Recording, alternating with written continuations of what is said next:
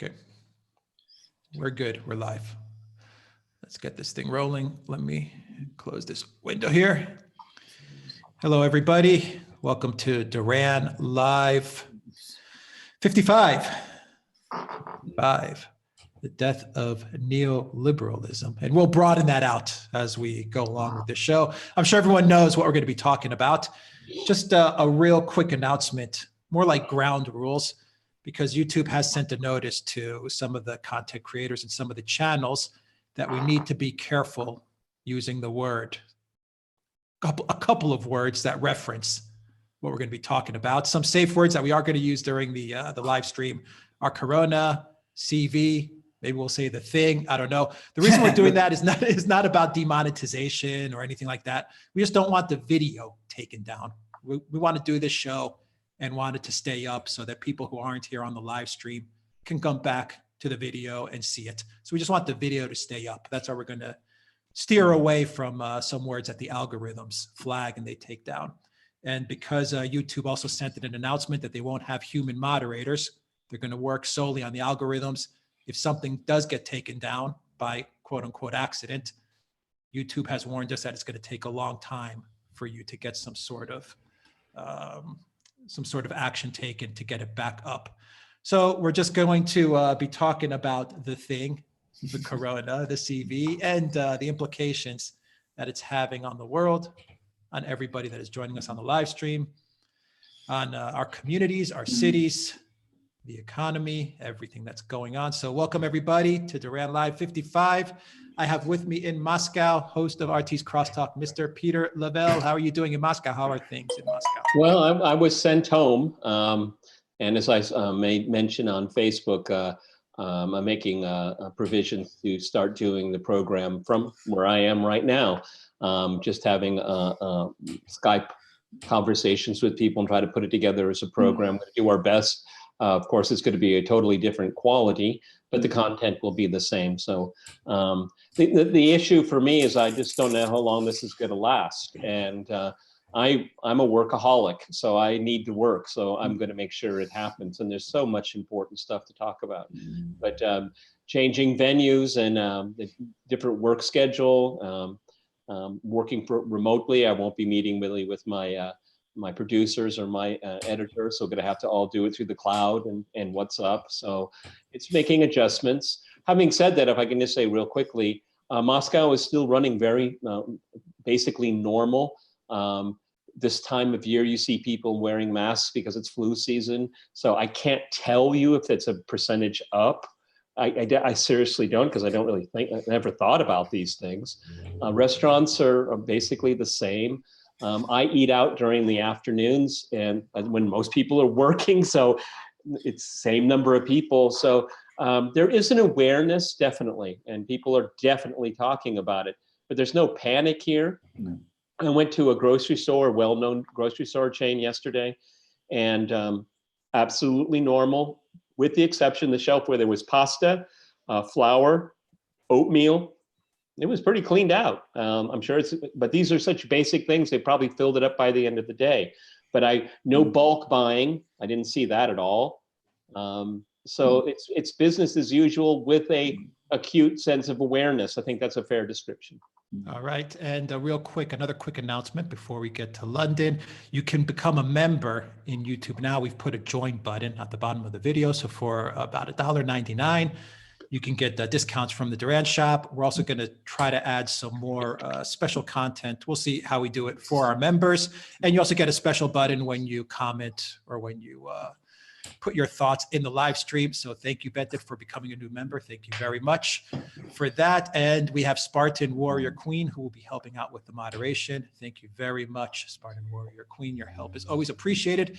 And we have another announcement, because in London, we have the Oracle of London, Mr. Alexander Mercurs. And Alexander, today is your birthday. Indeed, so. Happy birthday, Alexander. Hey, happy birthday. Happy birthday. Thank you, thank you. Buddy, it's happy birthday to Alan. Well, it certainly is. Hello, buddy. So my birthday, the Ides of March. Well, the Ides of March is the 15th of March, but we're still in the Ides, a time of ill omen for some, a time of joy and celebration for me.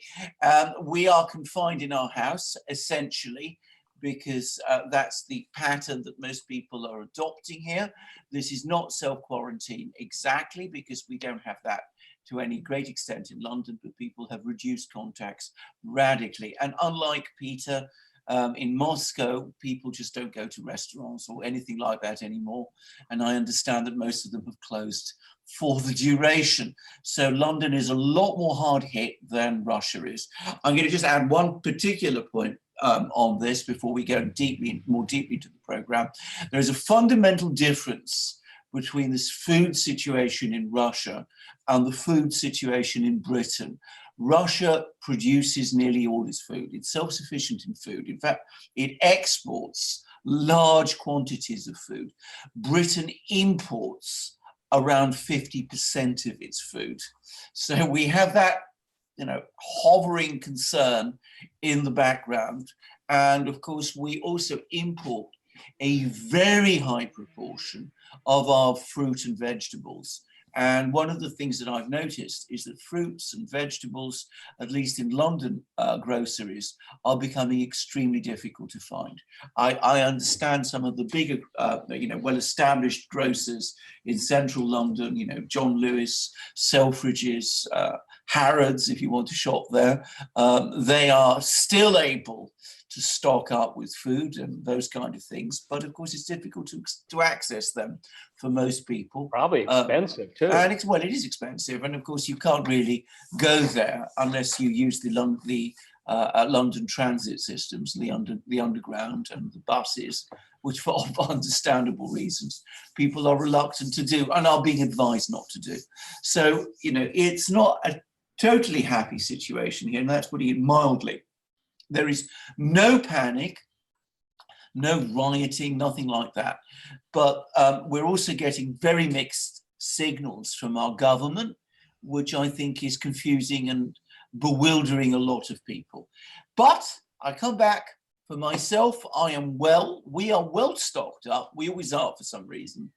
And we are enjoying my wife and I were enjoying celebrating my birthday together, and I'm getting all these extraordinary messages from all kinds of people around the world, just as I've just had now, which remind me that, we are very much still part of humanity. So thank you again for your birthday greetings, and it's great to be with you all.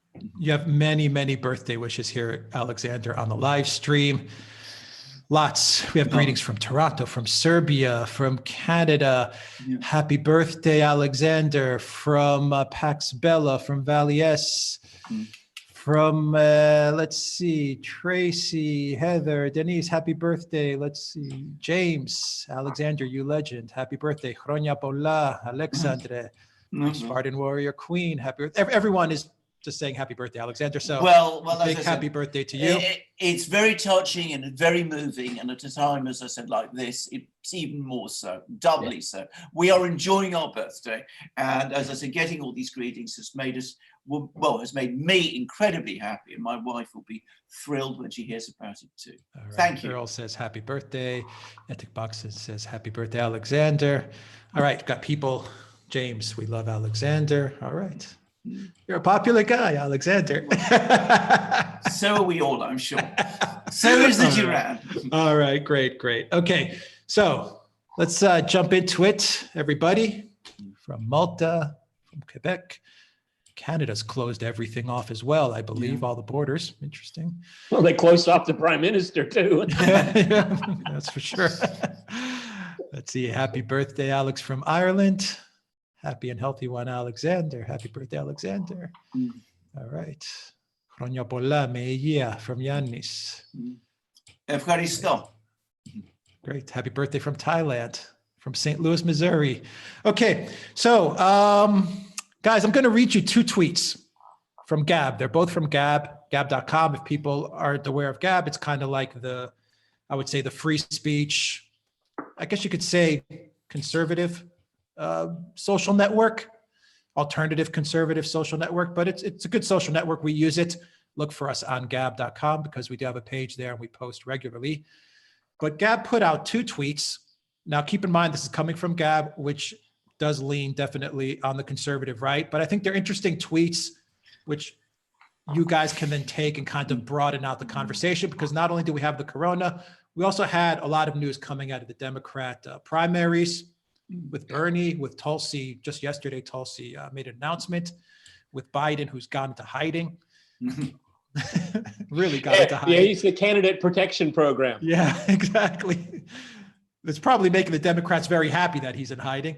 But let's start with the tweets. I'm going to read them to you, and then you guys can take it from there. So this is from Gab. The first tweet reads like this. Suddenly, everyone is a prepper. Suddenly, everyone supports homeschooling. Suddenly, everyone supports gun rights. Suddenly, everyone supports border control. Suddenly, everyone realizes the Fed can't print money forever.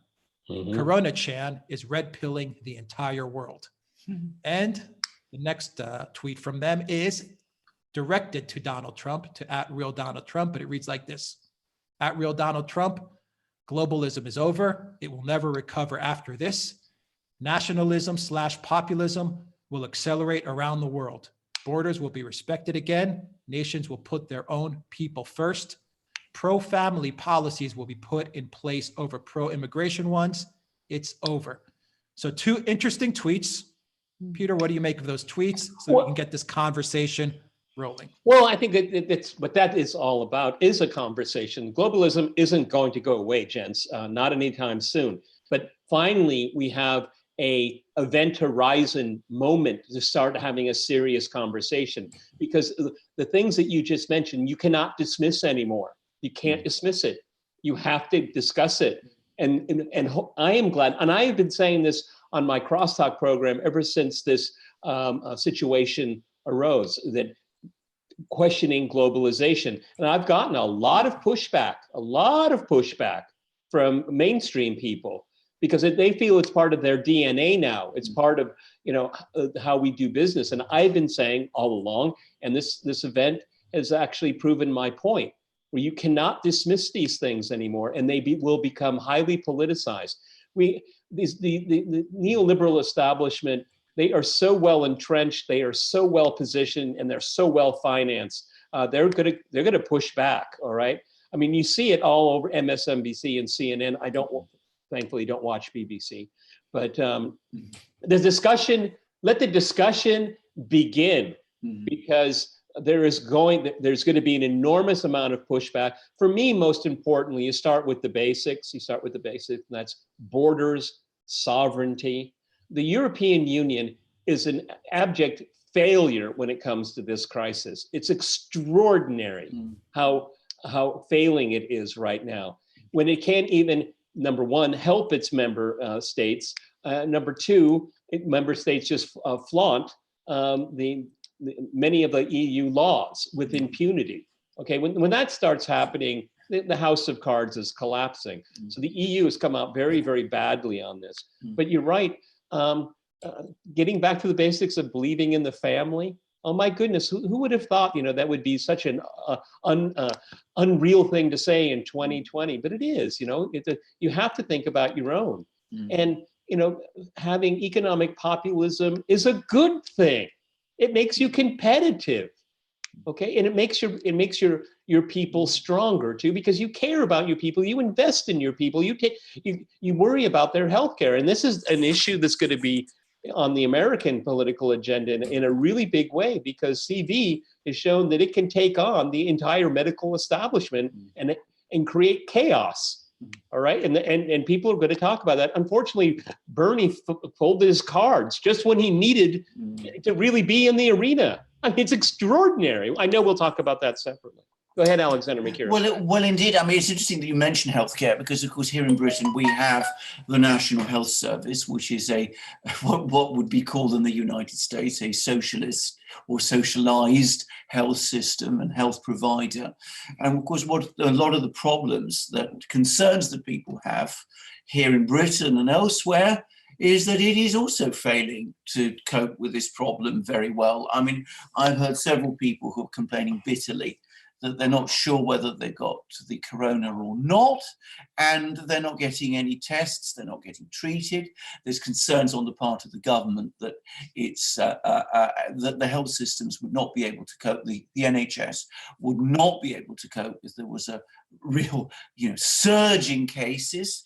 And the response has been very interesting because, of course, what we have seen over the last couple of decades with the health service, the NHS here, which the British are so proud of, is that it's been funded in strange ways, and it's moved steadily towards a sort of just-in-time, very bureaucratic system.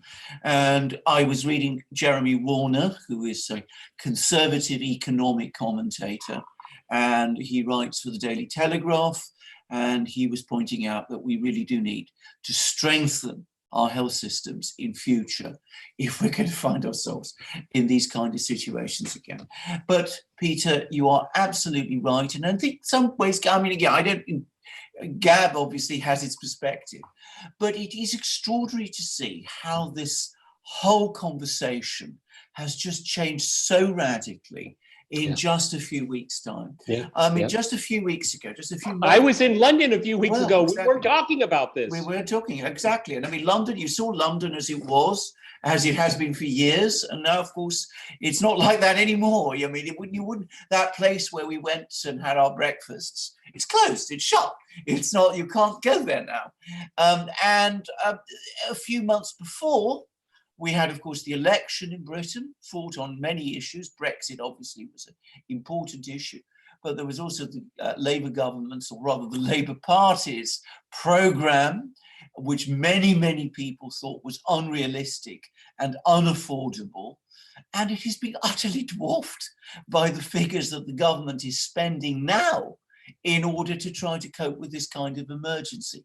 So yes, I hear what Gab is saying, but the immediate short-term effect, and we've got to be, recognize this, is that the big state, at least in Britain, is coming back massively. It's spending money at a phenomenal rate. It is taking, it is intruding in many ways into the life of society, and it is taking decisions which just a few weeks ago would just have not been considered possible. Now, some people welcome that, others are horrified by it. There's concerns about the long-term effect of all of this. But one thing I think a lot of people are saying is we can't go back to the world that was, because clearly, if the whole system fractures so completely in the face of a bug, then God help us, what would happen if we had an even more serious repeat with something else, which was arguably more dangerous than this particular bug is. And I want to stress, I'm not understating in any way the seriousness of this particular illness that we are facing now. Yeah, but I think that's such a really good point, the fragility of it all. Yeah, yeah. I mean, it took this to show it's on, the walls are thin, the floor is thin, it's not reinforced. My old mantra, I'll keep it short because people already know it by memory from me. It just that, this whole system is geared just to keep it together so the elites can enjoy themselves. Yeah. I mean, look, I don't know, maybe you guys, there's an NBA team, a basketball team. They wanted to get tested. Yeah, they got tested, all of them. Yeah, of course they did. They're all millionaires working for billionaires. Yeah. But if you getting a test in California, where do you go? How much does it cost? What are the results? When can I find out? This is just absurd. Okay. But no, I'm sure if you're making 7-8 figures a year, you've already been tested. Okay. You had the doctor probably come to your home. All right. This is what it showed. This whole neoliberal system works to protect their interests and just barely keep us in line, just barely, so it can function. And then you take something like CV and it shows the fragility of it all, how it can all collapse and how governments don't have answers. All right. Yeah, so, I mean, and we can talk later about what some of those answers are, but because we're looking at, at least in America, an amazing political realignment in real time in front of our eyes. Go ahead, Al. yes, what I was simply going to say is just think in the past. I mean, we've had epidemics before. I mean, I've lived through epidemics. I remember epidemics in the 70s and in the 60s. Some of them were very serious, perhaps not quite as serious as this, but go back even further in time to, earlier in history. There was the First World War, and then there was the Spanish flu, and yet society kept going, the economy kept going. It wasn't a big political issue. Now, of course, that was another time.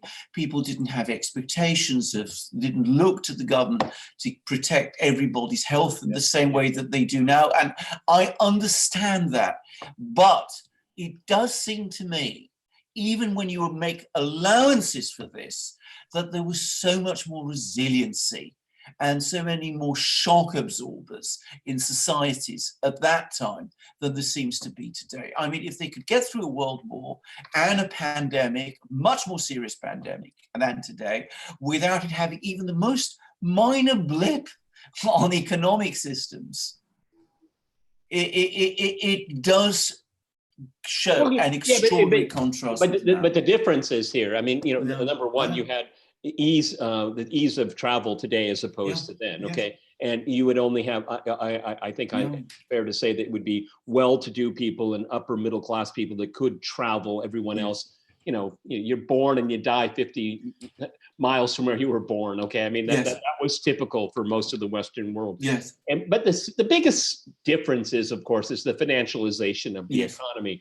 and all of these knock-on effects. I mean, nothing was learned from 2008. Nothing was learned. Nothing. No.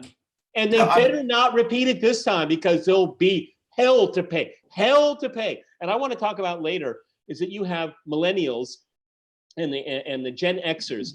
What do they know in their life about politics and economics? They only know crisis and war. And they're sick and tired of it. Sick and tired of it. Their entire futures have been destroyed.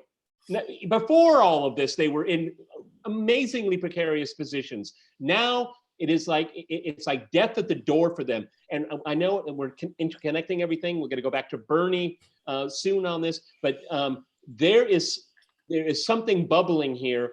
It's not going to be this week, next month, next year, but there's something seriously bubbling in the body politic of the West, okay? Because these elites keep screwing up. They have no answers. They only have stopgap, and it's always to protect themselves. I'm sorry, I weaved a lot in there at the same time. Absolutely, I agree. And just to say on 2008, I would say not only did we not learn any lessons from 2008, the situation today, in my opinion, is worse. I mean, we have far more debt than we did then.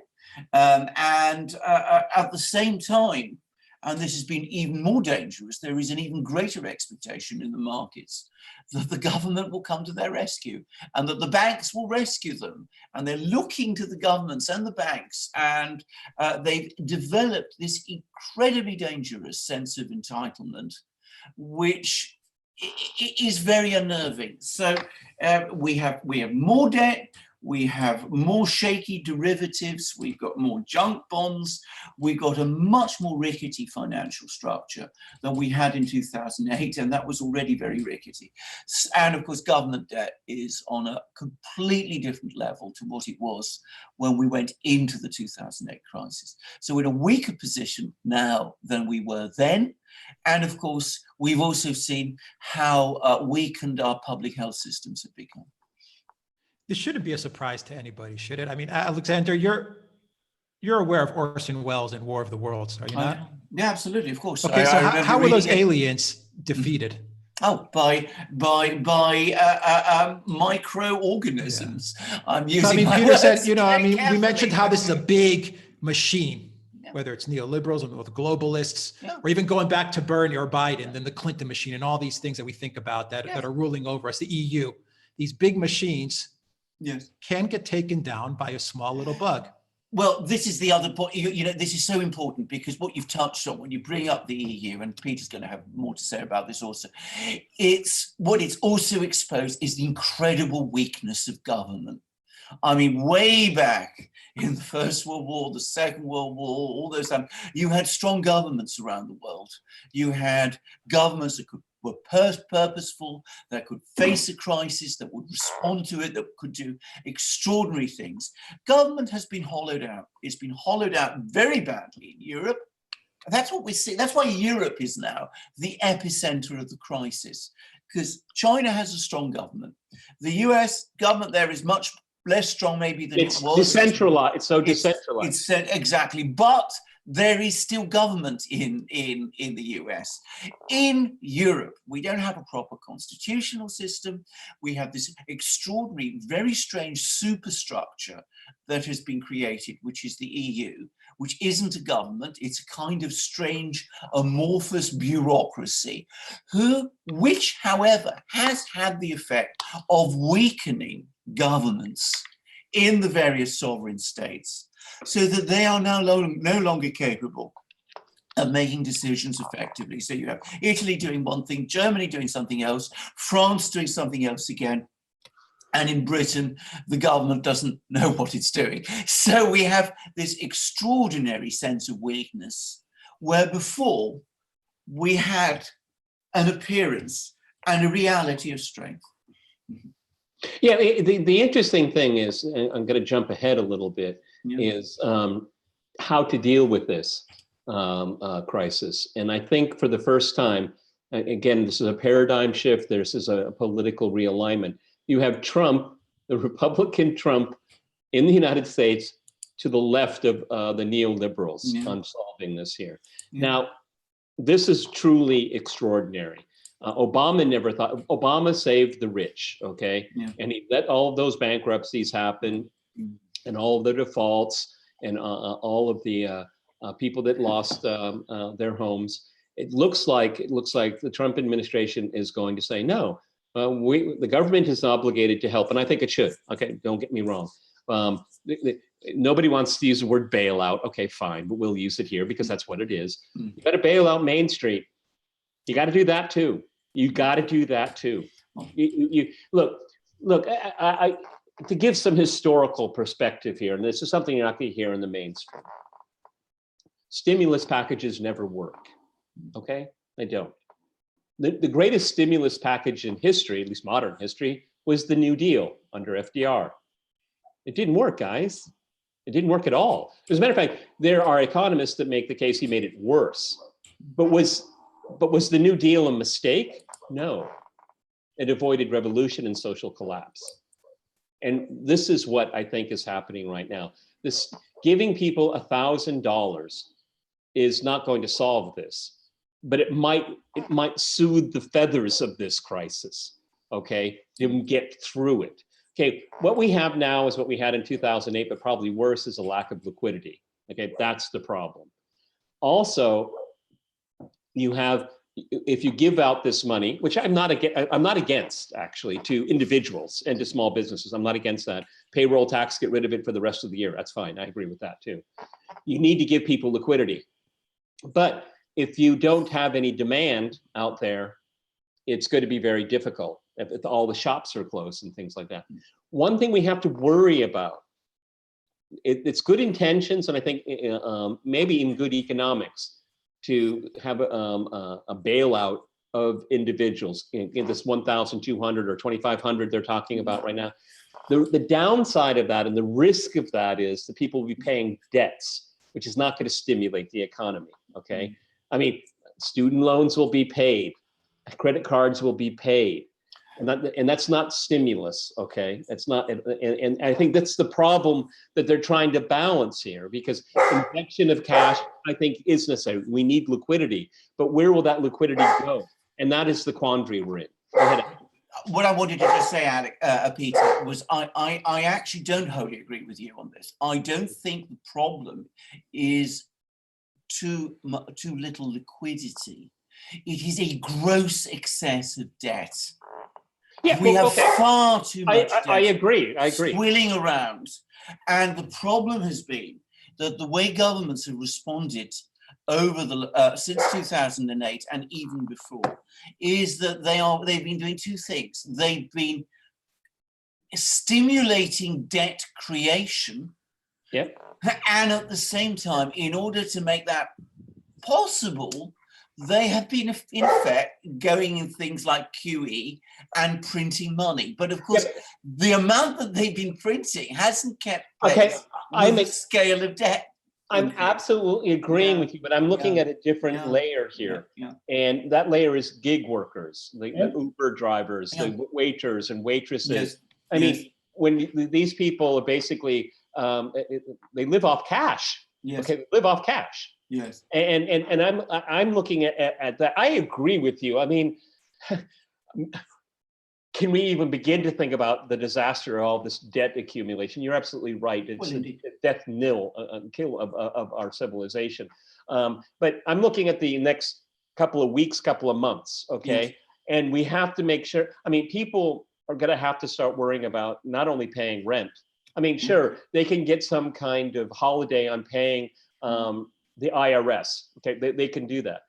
A lot of this can be done through the tax code. Okay, give everybody X number of dollars, and then you do a means test ex post facto, and then you can just tax it right back from the people that don't need it. Okay, I mean, that's what the IRS was designed to do, to take your money. Okay, they're good at it. Okay, but I think that, you know, I brought up the New Deal and for a reason, not to criticize it, but it showed initiative, it gave hope, it gave a sense of social solidarity. It didn't work. I want to stress that it didn't work. The Second World War is what ended the Great Depression, particularly in the United States. But this administration, it's a political problem as well. All right. It has, people are looking to the government to solve this very immediate problem, but it certainly exposes, and this is what I did my last crosstalk on, is that when you have a crisis of this magnitude, you really see the deficiencies of the system, okay? You always in a financial crisis, you see the deficiencies. We saw that in 2008, it was glaring, okay? With these derivatives and all of this type of thing. But it's really important to show the initiative, political initiative. And again, if we can just put on our political hat here, the fact that Trump is going left of the neoliberals on this is truly an astounding thing to watch. It's astounding to see. It's just, Republicans never would have done anything like this before. This is breaking the mode. And I would like to point out, just as from an optics point of view, is that Trump is a different president as a result of this crisis. He stumbled in the beginning. Now he's got it under control because he's controlling the narrative. Sure, they're going to snipe at him all the time. Fine, okay. But he's got a plan. Looks like he's got some pretty good people around him for a change to start moving this forward. But he cannot bail out Wall Street. That, I mean, including Wall Street, fine. Okay, but you can't just do it for them, or else you'll have such social upheaval that it'll be hard to put it into words. So many of the people, particularly in the United States, and I think you could throw in Europe, are sick and tired of how things have been going on.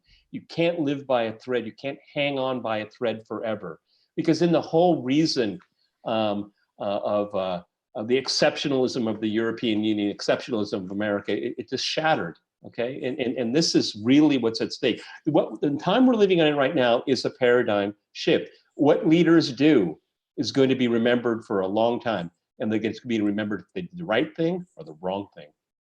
Alexander, would it be a fair assessment to say two things? That action is what's needed now, even if it doesn't work as planned, action is important. You have to show that you're doing something. We mentioned EU, they're not doing anything. We can look at Boris Johnson, we can look at Merkel, we can look at the people in Brussels and van der Leyen, and then we can look at what Trump is doing. Whether it works or not is a different story, time will tell.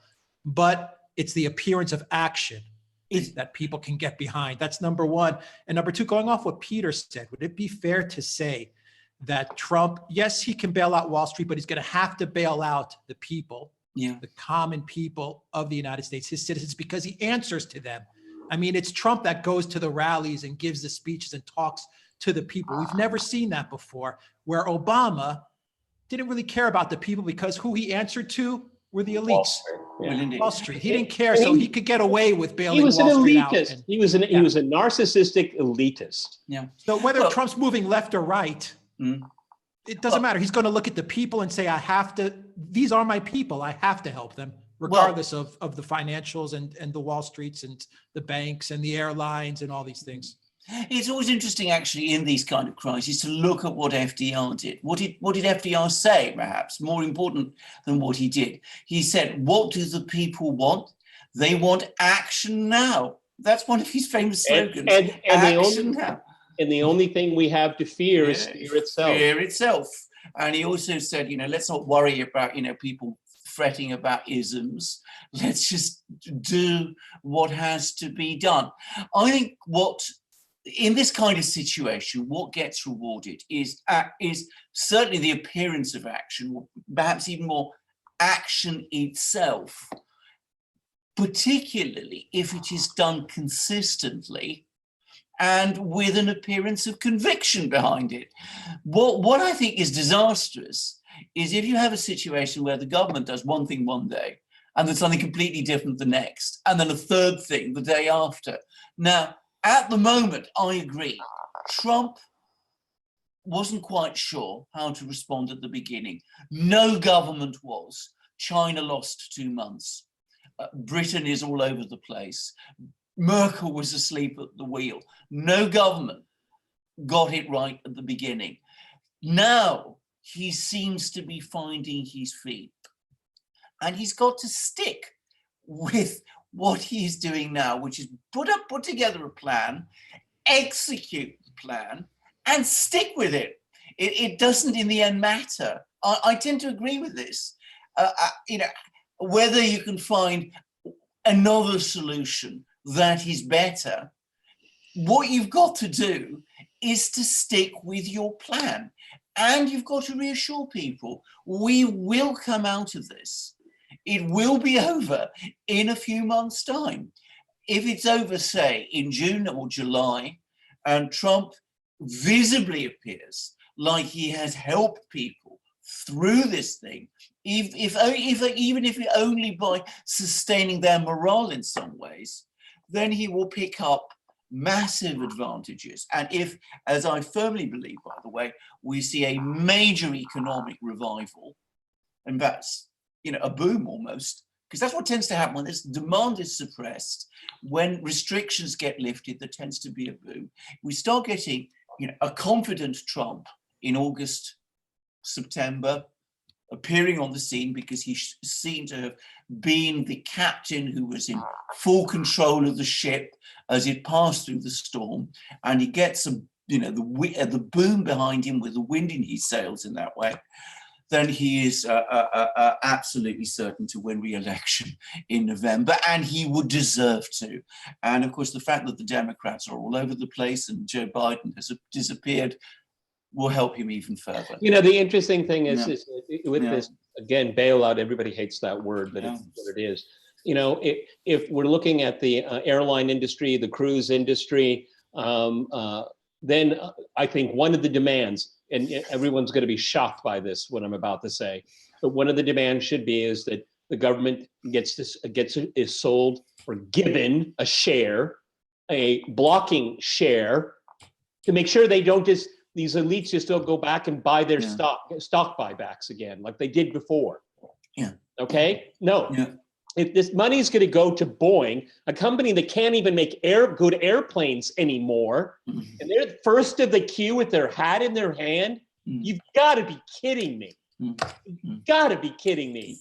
When they get all these sweetheart deals all of the time, yes, it's their fault they can't make a profit. It's their fault they can't make a decent airplane anymore. No, the government needs a seat at the board to get us through this situation. And then the government should leave. But they should be there to make sure it's done. Because I don't trust these people. These people brought us into crisis in 2008 and never paid for it. No, they profited from it. Yes. No, the people's representative has to be there to keep an eye on them, okay? And then withdraw. I'm sorry, Alex, go ahead. No, I mean, I don't disagree. I mean, Boeing is a vital company for the United States. The aerospace industry is absolutely crucial to the overall strength of the US manufacturing economy and to its export position. So yes, I think something has to be done about Boeing, but Boeing can't go on as it was. It can't just take $60 billion or whatever it's asking for and then simply go back to doing what it was doing previously, because then in a few years' time, it'll ask not just for $60 billion, but $120 billion. And it will just go on rolling on that way. And that can't be allowed to happen. Now, the problem is that, as many people are going to say, getting the government sitting on boards of companies isn't, frankly, a very American thing to do. Sorry. You're right. And I mean, in Russia, they do that without any kind of concern or worry at all. But the other thing people have to realize is if the taxpayer, the American taxpayer, because if the government borrows money to pay for subsidizing Boeing or prints money to subsidize Boeing, then it's in effect passing on the burden onto the general population, because ultimately all of these things will have to be paid for and the American people will have to pay for them. If it's going to have to do that, if it's going to have to bail out Boeing, it seems to me that it is a fundamental dereliction of its responsibilities and its duty if it simply stands aside and lets Boeing run away with the money. You cannot do that. Okay. So I understand there's going to be criticisms from some people, maybe some of our viewers. They'll say, what Peter suggested is not the American way. It has to be done. Look, I'm the last person that wants to see more government in the economy, okay? I know. But we have to save the economy because the economy, there's something like 40 million small businesses in America. Exactly. I'm worried about them. I could give a rat's ass about Boeing, really, seriously, okay? Really. I understand it's an important sector, right. But and many people work there, but this is the point I'm making. But this is just moral hazard stuff. This is moral hazard. You need us, okay? When some company says that to you, you know they're not the right stuff, okay? You need us. Oh, really? Give me a break here. Okay. Well, but Peter, I am agreeing with you. I am saying in this situation, it comes back to what FDR said. You can't let abstractions stand in the way of what you've got to do. If you've got to support a company like Boeing, which you may have to, because also remember, lots of people work for Boeing. I mean, lots of people, and if it's so critical to your economy that the government has to support it, the government owes a duty to the American people to show that money it's giving to Boeing is used wisely. And that means having to take a role in Boeing's affairs, which it has not done up to now. And that is the reality. Now, maybe they have to do it. And they may afterwards have to look at the whole economic system and ask themselves, how did it come about? How did this situation arise? And when that happens, it may have to look at some of the things the government itself has been doing, because this is where I come back to all the issues about QE, because I think printing money all the time has been an important reason why things like the ones that have happened to Boeing have happened. But we have to get through this problem now. Okay, whatever financial assistance is afforded to Boeing and other like-size companies, it's a loan and you got to pay it back with interest. Okay, next issue. All right, guys. I just wanted to say is that large companies that have outsourced their manufacturing to other countries in the world, if you want the money, you got to bring it back. And we're going to have someone on the board to make sure you bring it back, bring well-paying jobs back to the United States. Sure, it'll be expensive. Sure, your profit will probably drop, but that's your choice. You can go out on your own and sink or swim. It's up to you, but you have to bring the outsource the stuff and bring it back. And I'm talking about the pharmaceutical industry particularly, okay? This is a wake-up call. Yes. okay? And it will create jobs. And I don't care about your bottom line. I care about tens of millions of working people and their families. That's what's important in this crisis. Don't get all hung up with the big numbers. Think about the people that are being affected by this. This is a time of reckoning. Alexander, the geopolitical implications of this crisis. Iran has been hit hard, but sanctions are being ramped up. The EU has closed its external border. So Erdogan's move to push migrants to Greece has effectively solved itself, in essence. You had NATO exercises, the Defender 20 exercises, they've been pretty much called off. We've done many shows about the US and China divorce, the financial divorce, and you've described it as a divorce. That's really ramped up a lot as well, because there's a lot of tension now between the US and China. Absolutely. We see that in the media as well, especially Fox News. So what are some of the geopolitical stories that underlie the crisis that we're facing with? I think it is going to accelerate the geopolitical trends which we are talking about, because one of the things that has come out very clearly from this affair is that both China and Russia, which are now two of the great adversary states, have effective governments. I mean, Peter was describing the situation in Russia. Why are food shops in Russia open? Why is the situation calm? It is because Russia took control of its borders right from the start. Back in January, they acted very decisively to try to stop people coming in. And why has China managed to stop the spread of the corona amongst its general population? It did so because it found ways of, it imposed controls which no Western government, certainly no European government, has been able to do. So I predict it's going to accelerate those trends. I'm going to just say something else, by the way, which is one of the most bizarre things that I've ever heard, is that, of course, we've all seen how oil prices are now crashing. The United States, or at least some people in the United States, are very unhappy about the fact that oil prices are crashing. They are blaming the Russians and the Saudis for crashing the oil price. And something I find absolutely bizarre, there's been suggestions that the US should somehow mediate between the Russians and the Saudis to end the oil war by diplomatic pressure on Saudi Arabia and by further ramping up sanctions on Russia. I mean, this is just crazy stuff. And I mean, it shows why, as I said, the geopolitical balance is going to shift even further. The Russians have already given a very stiff answer to all of that. But I mean, I just couldn't believe when I was reading these things. So Russia can absorb an oil price crash. It's not looking for production cuts. This is the country which is supposed to be the gas station.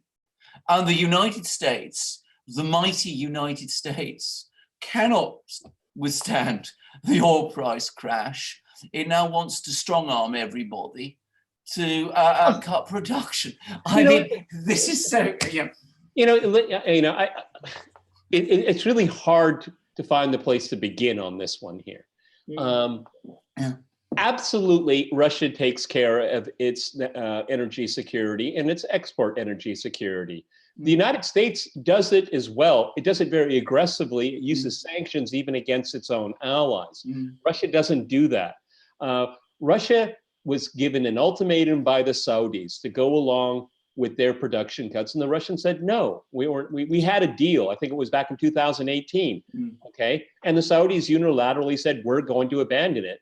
And the Russians said, do what you're going to do, because if you go back to the 2008 financial crisis, Russia from that time to the present designs its budget based on oil prices. So wherever the price is, they know exactly where their budgetary concerns are going to be. They know to the ruble.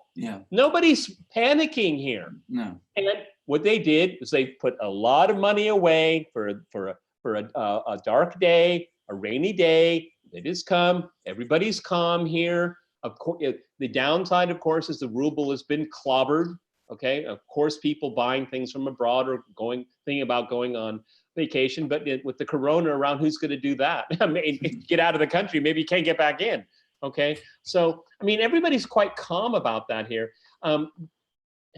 Russia wanting to destroy the American energy sector. It's just Nonsense. absolutely bizarre. They're Nonsense. not even competitors, okay, No. at all. No. They don't intermingle, all right? Now, where there is tension is Nord Stream, okay? That is one, okay? Which the Russians will get done by themselves anyway. It's a little bit behind schedule. They had hoped it'd be online by the end of last year. It's not, but it soon will be. Again, sailing through the storm. But this thought that, you know, it's Russia declaring energy war on the Saudis and the United States, it's absurd that it's not based in facts whatsoever. And I've seen some high profile people write that, and I'm going to leave the name out because I really like him and I don't want to alienate him on my program, but he should know better, and I probably should drop him a line and show all of his errors because they're numerous. It's really the bad actor in all of this is Saudi Arabia. That's the bad actor in this. America's great ally in the Middle East, okay? It's the Saudis that are the bad actor. MBS, I mean, is this guy is he like a mole to just sabotage his own kingdom? I mean, this guy can't do anything right at all. No. So at the end of the day, folks, all you need to know is that Russia can weather through the storm for years. Yes. Years. Okay, Saudi Arabia has the lowest lifting costs of all OPEC countries, but its budgetary obligations are just suffocating its economy, okay? All of these mega plants. I mean, MBS destroyed the share value of Aramco all by himself after he extorted money from his own family to buy the stocks.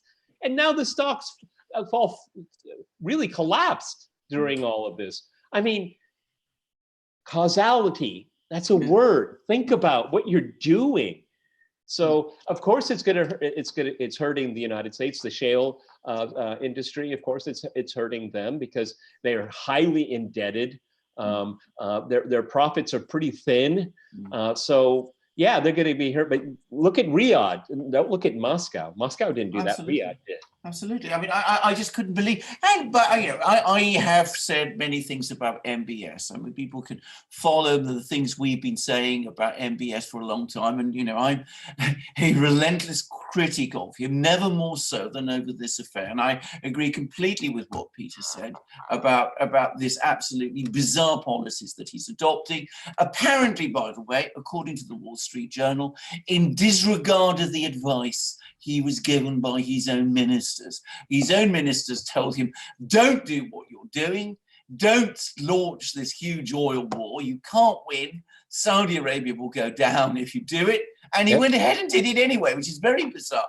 But I mean, I also have to say, I find some of the reactions in the US extremely bizarre.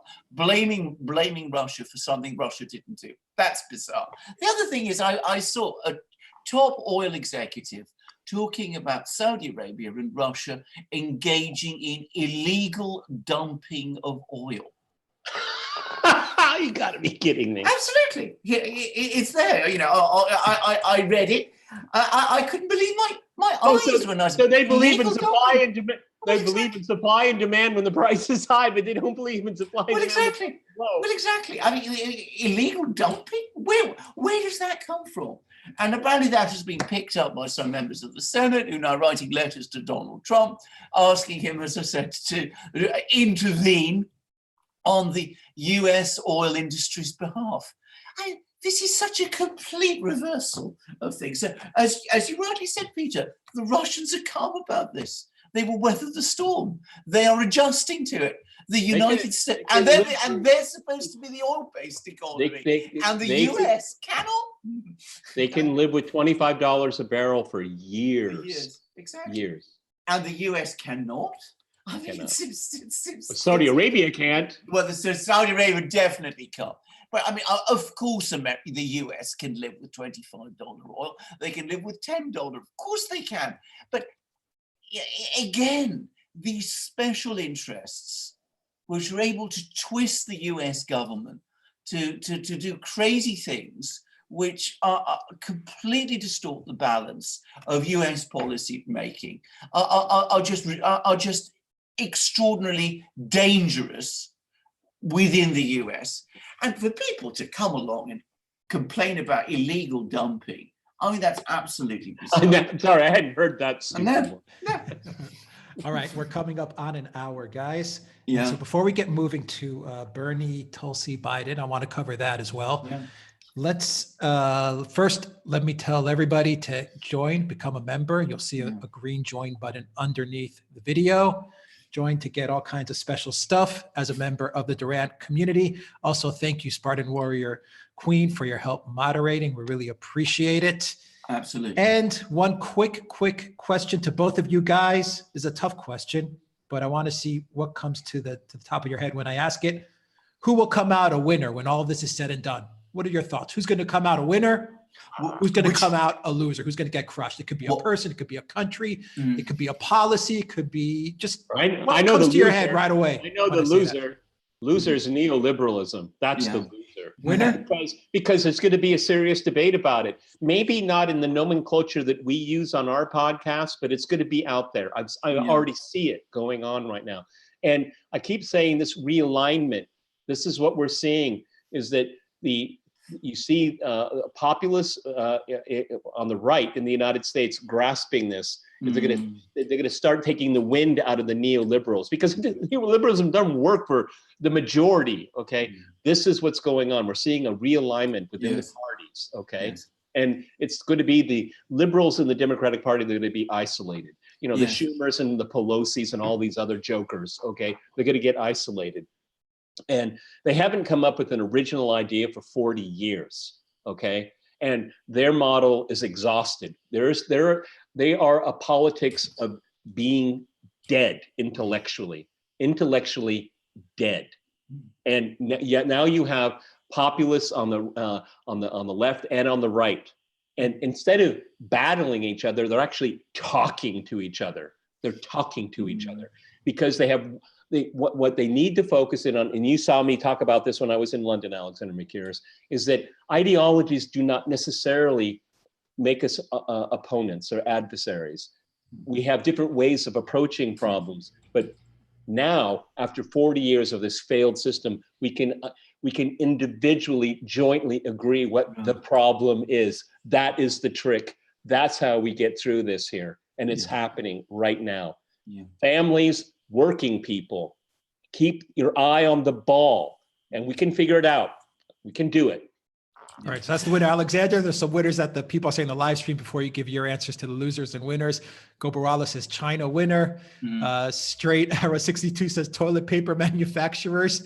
That's great. Cupcake Explosion says winner Putin. Let's see, nationalism. The West is crushed. What do you think? Russia will win? What do you think, Alexander? Right. It's important. I'm at the moment. Why would you say Russia wins? I don't understand. Okay. Top of your head, the first thought that comes to your head. The countries that will come out looking most strong and competent from this. So far, China is ahead, definitely. I mean, they dealt with the thing very effectively. Russia at the moment is ahead.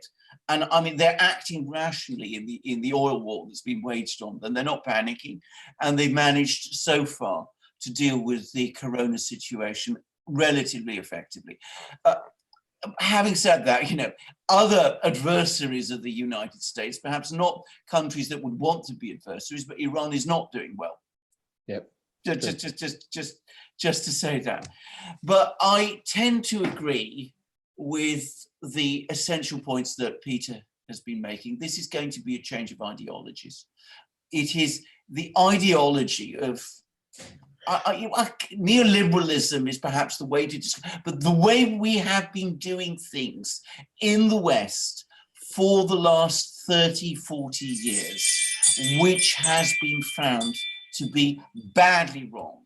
And I think what we've got to do is we've got to go back to basics, understand that governments are needed, understand that governments have to be democratic and accountable in proper ways. Globalization and the kind of way that we've been having it has weakened democratic accountability everywhere. And we've got to start working out our priorities properly. Now, we still have space and time to do these things in the West. We are still wealthy societies. We still have abundant resources, but we've got to actually start confronting more consistently the people who have got us into the situation that we now find ourselves in, and this toxic neoliberal globalist ideology which they have been imposing on us, which has left us so fragile and so exposed to a single bug. I mean, that's, it seems to me, where we are. Now, you want to talk about political leaders. Trump is ahead, but, you know, there's a long way to go. Lots of things can go wrong. I think in Europe, Salvini, from what I've heard, it's far off, is about the only European leader from the major states. Well, he's not a leader, but an opposition leader from any of the major states, who seems to be probably positioned to come out on top of this. One of the crushing things has been how in Britain, in Germany, in France, it's not just governments that are failing, but oppositions are failing also. I mean, in Britain, the opposition Labour Party is nowhere.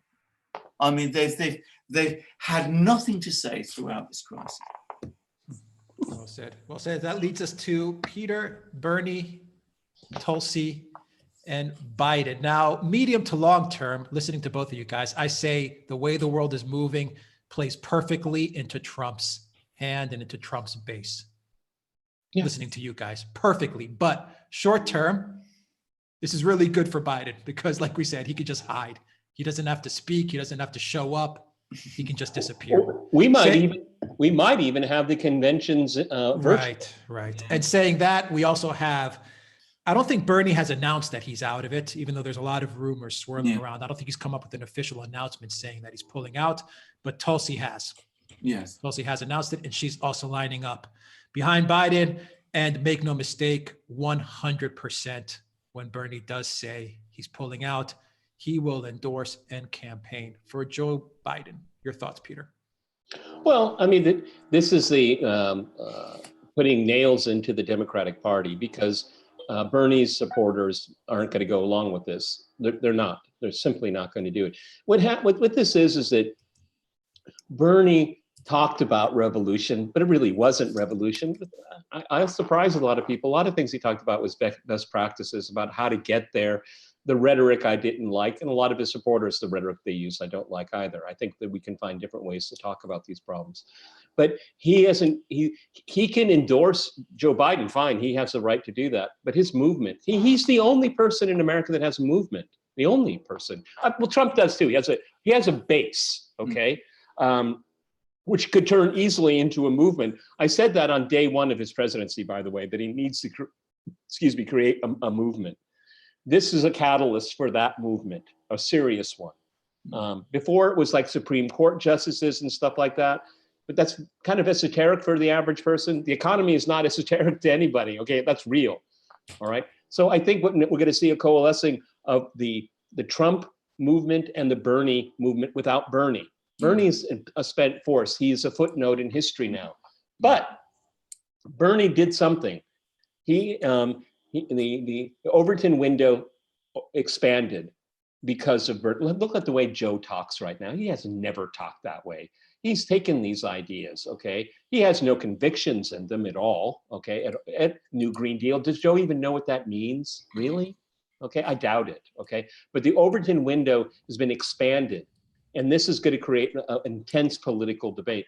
Tulsi, RIP, she's gone. She breaks my heart, okay? No one's going to follow her now. Endorsing Joe Biden, she should have just said, I'm leaving and I'm not endorsing anyone. Yeah. But she made a cardinal mistake. She'll never be embraced by the Democratic Party again, and the populist left in the party will wash their hands of her. Okay, that's it, okay? Joe Biden, yes, is a short-term win, but I think that's good. It's a Pyrrhic victory right now for him.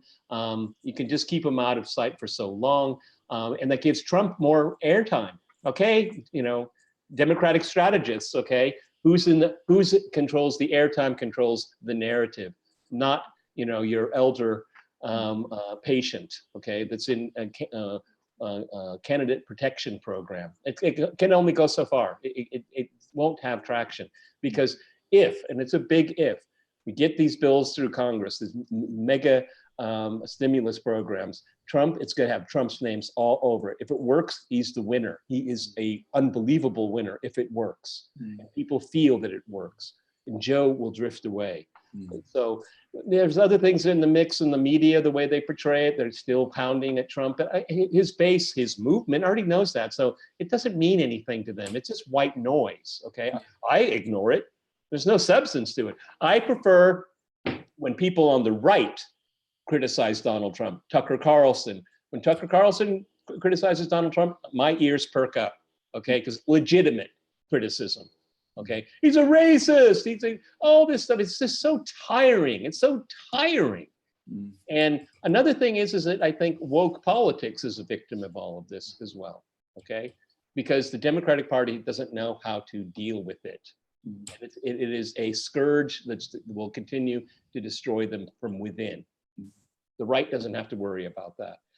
So much is happening, so many moving pieces going on right now. But the whole Bernie saga, if they'd given it to him, maybe the party would have had a chance to survive. Taking it away from him, and they did, you guys. They took it away from him. All the smoke-filled rooms, and the media was involved in everything. Okay, and then these, Buttigieg, Elizabeth Warren, Cory Booker, Kamala Harris, Tulsi Gabbard. They all were nothing. They don't have any values. They don't believe in anything. They believe in power. At the end of the day, it's all about that. And my God, they put all their eggs into one basket called Joe Biden. You can't make this stuff up. Peter, can I push back on that and ask you Sure. a question? You're saying that they took it away from him. Can you make the counter argument and say that Bernie let them take it away from him? He had his chance in 2016. That's fine. And then he folded right along into the same position again for this campaign. You're right. He let them. You can't take the personality element out of all of this. You're absolutely spot on right. He didn't have the fire in his belly. He didn't want to win. At the end of the day, he didn't really want to win. I wrote on Facebook yesterday, when you go to a gunfight, you don't bring a think tank study. And that's what he did. And I'm from the other side of the aisle, okay? But I just think it was this political malpractice, campaign malpractice. I mean, the people around him screwed up time and time again. He should have done what Trump did in 2016, and he told the RNC, I can burn this place down to the ground. And you know what? They relented. Bernie would never do You don't say it, you show it. You show it. Actions always speak louder than words. Actions, Alexander. Going back to 2016, Bernie's actions said a lot. Yeah. Tulsi endorsing Biden says a lot. At the end, and Bernie will endorse Biden, we know that, and they will campaign for Biden. At the end of the day, Alexander, are all these people all these candidates, these Tulsis and these Bernies that are doing these movements, these so-called movements, at the end of the day, people are looking up to them and they're following them. But at the end of the day, can you just say that they are just your regular, everyday politicians? Well, I think they've shown that they are. If I go to say something about Tulsi, I mean, she was up to now, she was the only Democrat that I had had any respect for during this primary election season. I'd already, frankly, given up on Bernie back in 2016 because I felt, that he'd shown extraordinary weakness that time. But what Tulsi has done is worse, because she's got a situation where she's been incredibly critical of the Democratic Party establishment in ways that Bernie Sanders has never been. And she led everybody to think that she was, completely opposed to everything it stood for and represented. Bernie Sanders is still nominally in the race. What does she do? She backs the DNC's establishment candidate, Biden. I have to say, I was shocked by it. I was betrayed by it. At least I felt betrayed by it. And if I feel that way, from London, what do people who supported her in the US think? They must be horrified.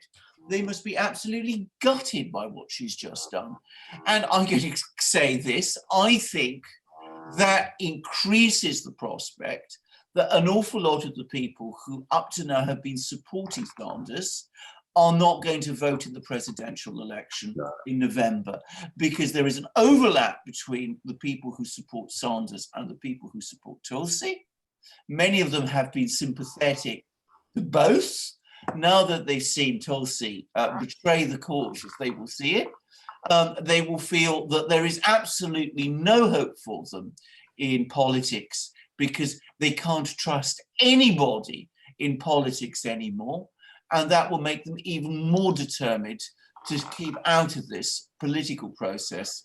So that will help Donald Trump. That is what I think. That is what I think is going to happen. Peter, I have a question for you. This is something that always bothers me. Bernie, Tulsi, they know who Hillary Clinton is. They know. They know it much better than we know it. That's for sure. They know who Joe Biden is. Yes.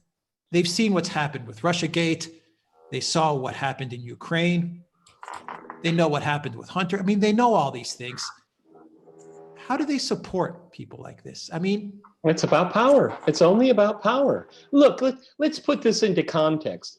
Tulsi Gabbard joined the Hawaii National Guard, and she had 2 deployments in the Middle East because of a war that Joe Biden actively supported.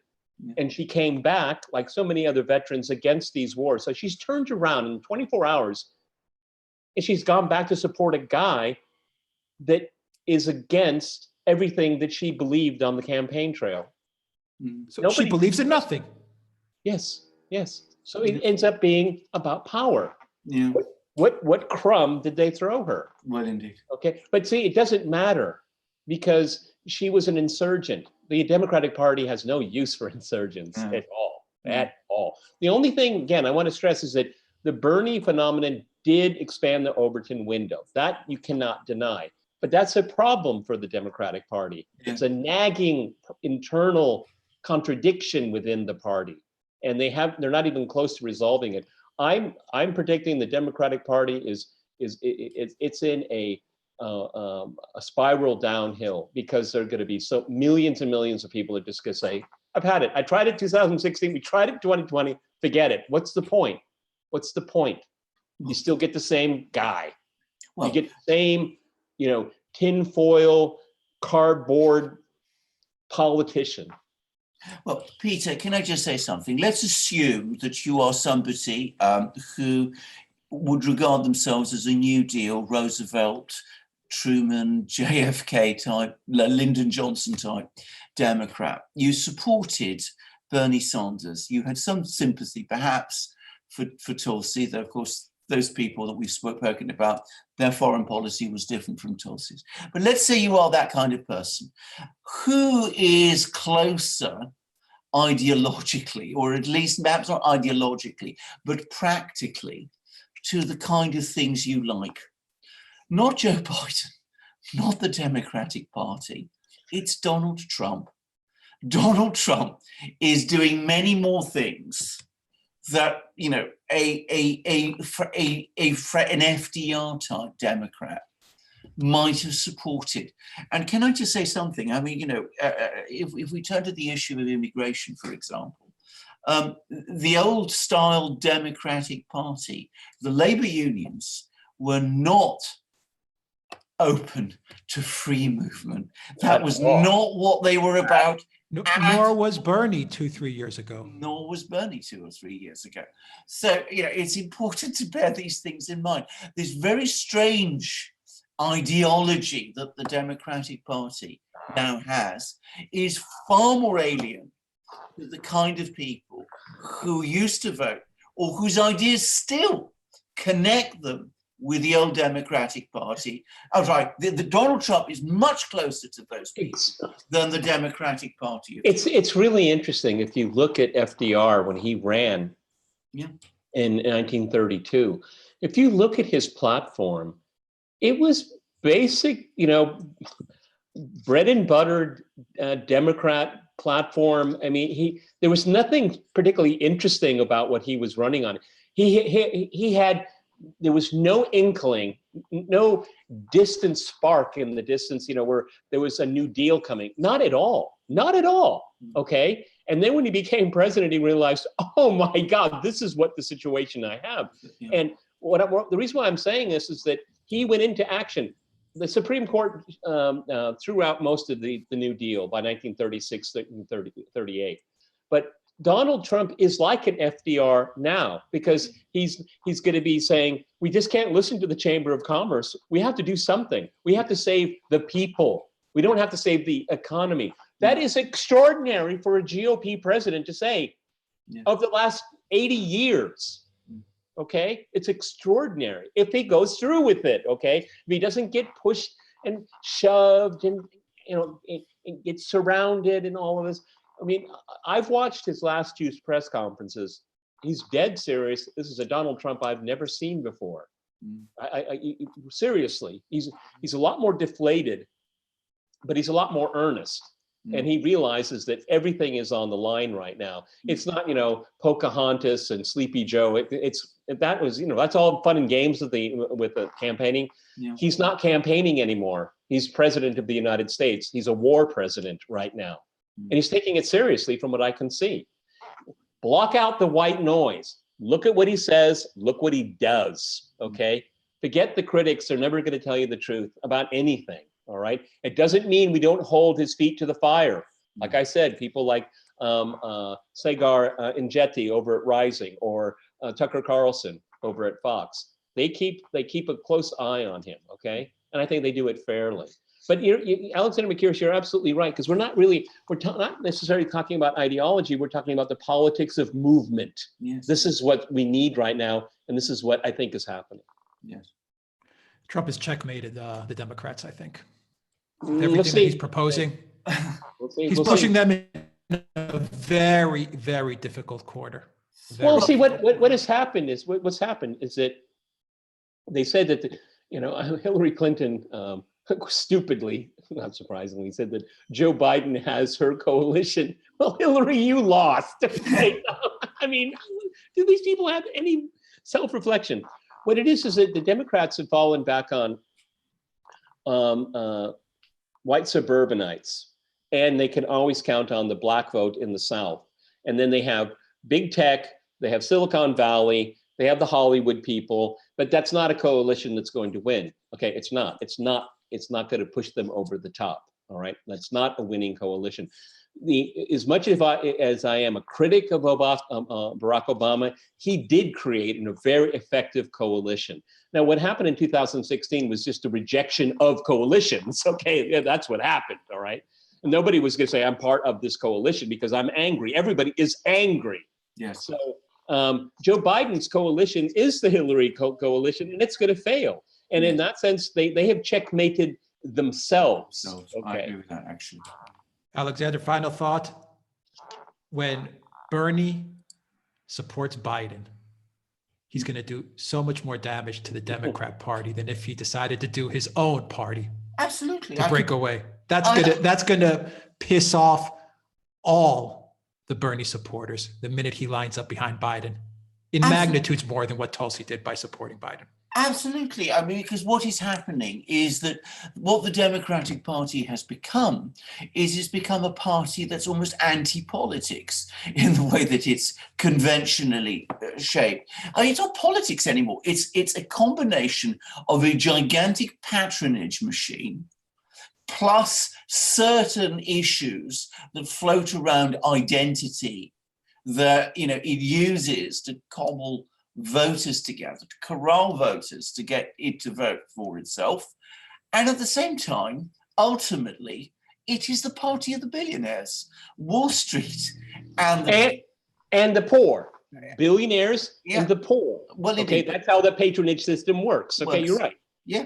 Whereas as Bernie was supposed to be something else. He had a movement that had some ideas, it had some concepts, it had some fundamental criticisms of the way that the current system works. And the Democratic Party is in desperate need of some sort of thinking of that kind. What would have happened if Bernie Sanders had actually run his own campaign, stood as an independent, is it would probably have ended up with Trump winning, but he's going to win anyway. At least that's my own view. But the Democratic Party has to fracture. But indeed, it would return some reality to politics. And at the end of that process, you might have a Democratic Party which is once more a real political party again. And what we have here is we have Trump stealing their thunder, the middle class, okay? And he's not doing it with words. He's not doing it by waving the flag. He's not doing it by going to stadiums and meeting with them. No, he's going to put money in their pockets, going to say, I got your back. I got your back. No Democrat is saying that right now. They're money fools. Talks. They're money fools. Talks. It's their money. It's the people's money. Talks. Yeah. Checkmate. Okay. All right, guys, any final thoughts before we get to super chats? Well, we live in very interesting and difficult times, and this is a moment of history. I mean, we've discussed so many things on these programs, but I mean, I never imagined that things would be upended so suddenly and so completely by something so unexpected. But it's important to stress that the reason it's a moment in history is not because of a bug that came out of Wuhan. It is because there is something fundamentally and essentially dysfunctional in our political and economic systems. Right. And that bug has now exposed it. And that's what we've been saying in the Duran all these years that we've been working. And of course, in a way, we now are vindicated in much of our analysis, but we will go ahead and we will obviously cover it further. Neoliberalism is a scarecrow, and it can't take even a strong wind, let alone a storm. No. And everyone, please be careful. Stay home when you can. Be safe. Yeah. This is serious. I think it is a serious thing that we're undergoing right now. And just everyone look after yourself and your family. That's the important part right now in the short term. Absolutely. Absolutely. All right. Let's get to the super chats. We have a new member, Bente, I mentioned in the beginning, who joined the Duran community. Thank you for joining. Fat Boy £2 super chat. Working from home indefinitely for most. Well, that's what it is. Of course, we are so fortunate at the Duran because, of course, in a sense, that's what most of us do. Peter, of course, has had to rearrange his work entirely, but at least we can still work. I am very, very sorry for many people I know who run their own businesses. I know there's a friend of mine who runs a restaurant. There's a friend of mine who runs an estate agency. I know many people in practice as lawyers, including barristers who are advocates in the court. And of course, all that now has become almost impossible. And I'm very, very sorry for them and very concerned for them. And I come back to what Peter and Alex have been saying, that it's those people, I think, who deserve the most support in this situation. I'm not obligated to make crosstalks during this crisis at all, but I want to, because I want people to I want to keep people informed. I want to get a variety of guests. I want to have a good debate. I want to keep debating neoliberalism because this is the time to do it, and I'm not going to miss this opportunity. Okay, that's one of the weird silver linings to all of this. Okay, it brings real issues to the fore. We're not going to be silenced anymore, and I'm not going to be called names like an economic nationalist. You know, I don't even know what that means. Okay. I guess I'm an economic nationalist if I believe in the sovereignty of a country and their people and their well-being. Okay. Well, so was Alexander Hamilton, Peter. So was Abraham No, Lincoln. but I mean, but this is this age we live in. Is just throwing names and labels at people. It means you don't want to have a discussion. You don't want to have a debate. Yeah. That's what I was born to do. For God's sake. I mean, it's bizarre that should even be thrown at you as a criticism. I mean, it's just a bizarre label. I mean, it's meaningless ultimately. Okay, from Robert Carr, new member. Thank you very much, Robert Carr, for joining the Duran community. From Flying Boar, $5 super chat. Peter, how is Russia handling Corona compared to the West? You mentioned this in the start of the show. It's calmly, but there is an acute awareness. It's really difficult to say because we're in the usual flu season. So, I see people wearing masks in the metro system. I wear a mask because that's probably where you're most at risk. Though having said that, the Moscow metro system is huge in its size. I mean, you feel dwarfed in it. It's so big. Not like the London Underground, which is very claustrophobic. Okay, and actually the Beijing Underground is very similar. It's very claustrophobic. So it's a lot of open air. But I wear a mask in the metro.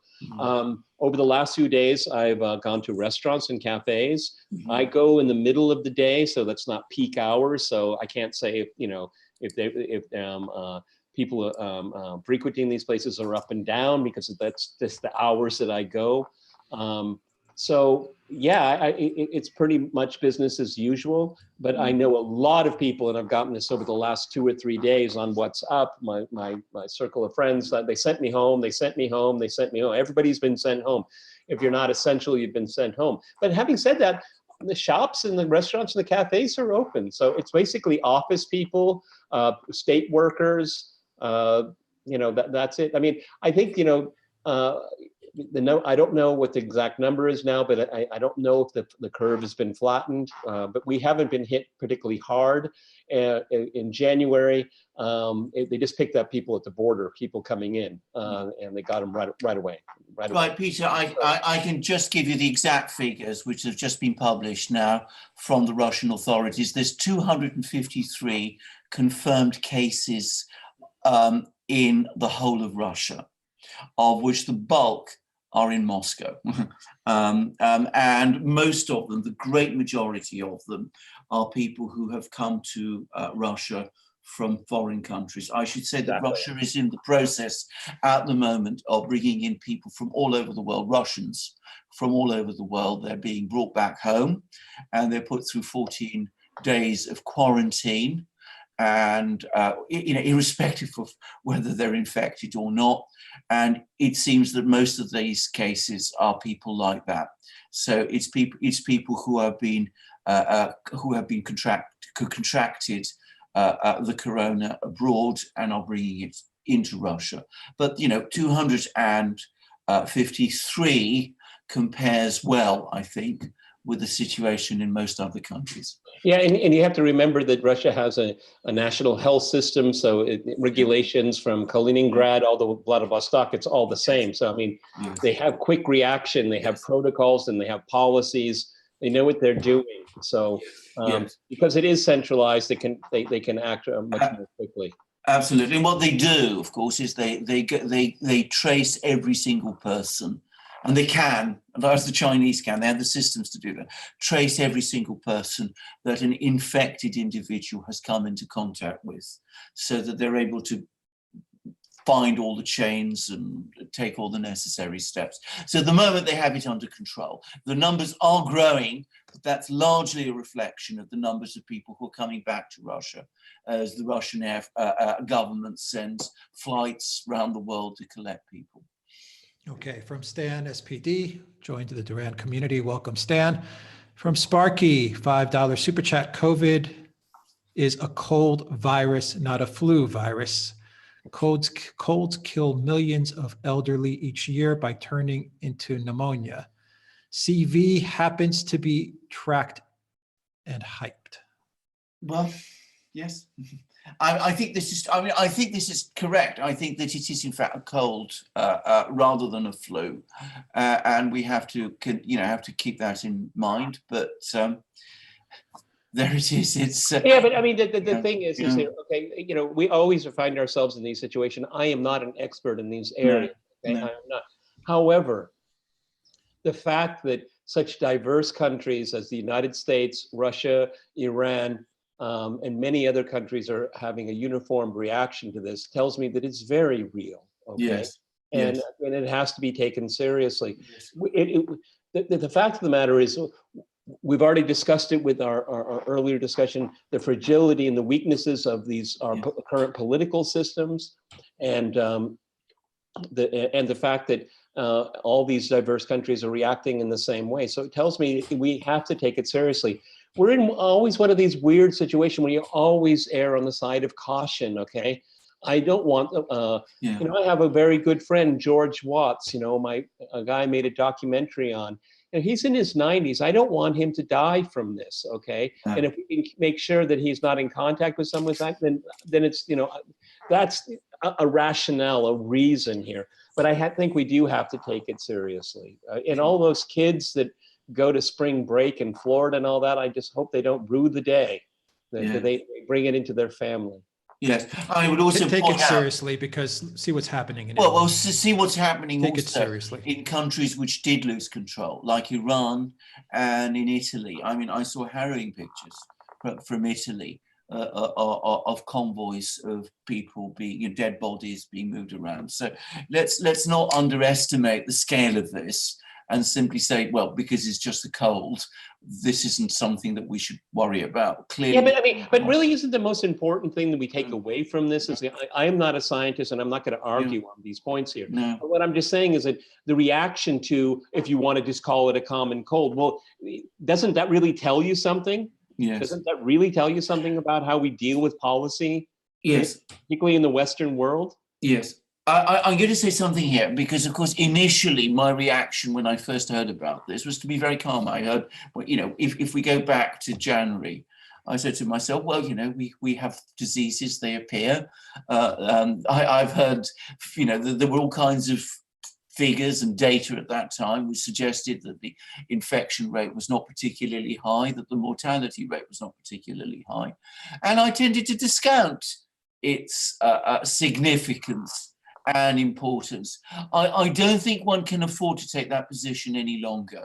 I think that there are too many cases of people who have been, well, who've died for one to take that line anymore. And of course, what we recently had in Britain, and it's apparently came as a shock to the government here, which remained complacent about the situation for far too long, was that there was a study by Imperial College, by a team of statisticians there, and they looked at the various charts and they said, look, this is what will happen if we don't actually deal with this, and we won't just get 500,000 deaths, which we will, which would be a horror in itself, but we will have a completely overwhelmed National Health Service, which won't be able to cope. And at that point, finally, and that was just over the last few days, the British government finally woke up and understood the seriousness of the situation. So let's not downplay it by saying it's just a cold. It may be closer to colds than flus, but colds can certainly kill, and this one seems to be much more deadly than most. Right. From Keith Peck, new member to the Duran community. Thank you, Keith, for joining. From Flying Boar, $5 super chat. Tulsi Gabbard dropping out and endorsing Joe Biden. We talked about that in length. Any other comments that you guys would like to make on that? As I said, I feel personally very upset by this. I mean, I've spoken up for Tulsi. I've had some very difficult conversations with some people who've been calling her, you know, the Assad apologist and all that. Oh, and I've actually said things like, you know, that she was the only person on the Democratic Party who seemed to me to be just both strong and to have integrity. And I find it very difficult to... Indefensible now. Defensible, exactly. Given that, I mean, it seems to me that I've lost that particular argument. I mean, she's stunned me, actually, and I think I repeat again. I live in Britain. I don't have a vote in the U.S. election. I've not gone out and campaigned for her. A lot of people have, and they must be feeling very upset and angry today. Ditto. All right, American Rebel 27 has joined the Duran community. Welcome, American Rebel. From Robert Carr, £5 super chat. Happy birthday. Here's a drink from me.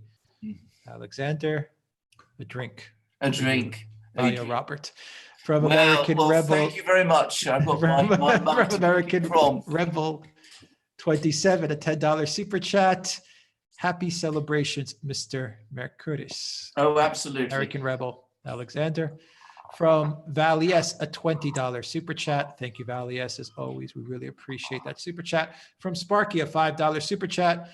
Economy was ready for major correction. CV was a trigger. Hyperbole brought world economy to a halt. Accountability Well, forms this time. I agree. I think that we have been on an unsustainable path for a very long time. I mean, and can I just point out, there were already problems in the financial system, which were becoming visible in September.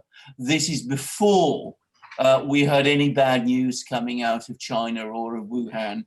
So already there were interventions by the Federal Reserve Board in the repo markets, which to this day have never been explained. We still don't know why the Federal Reserve Board was increasing liquidity in the way that it was, and what was the actual or proximate cause of this thing. But having said that, we have to also look at the health issue and the way in which these two things have worked on each other. I mean, it's a perfect storm, to use that grossly overworked and tiresome cliche, but it's a perfect storm. I use it. But I mean, we have a weakness in the financial system, a weakness in the general political system, an ideology, which is the subject we've been discussing, which is preventing action. And what has come along is thrown into the mix. We have this bug, cold, if you like, this deadly cold coming out of Wuhan, and it's thrown the whole world into chaos. And it needed the combination of all three to be as deadly as this is proving to be. Okay, from Ernesto Cardenas, CLP 10,000. You are amazing. Thank you, Ernesto, for that super chat. Indeed, thank you very much, and for your comment. From Sparky, a $5 super chat. If any new cold was tracked, it would have hotspots like Italy in its first year, just like CV, which is also a new cold virus. Well, that may be, but we are dealing with this new cold virus. I think, there are always diseases, new diseases coming up. The problem with this one is that it does seem to be dangerous.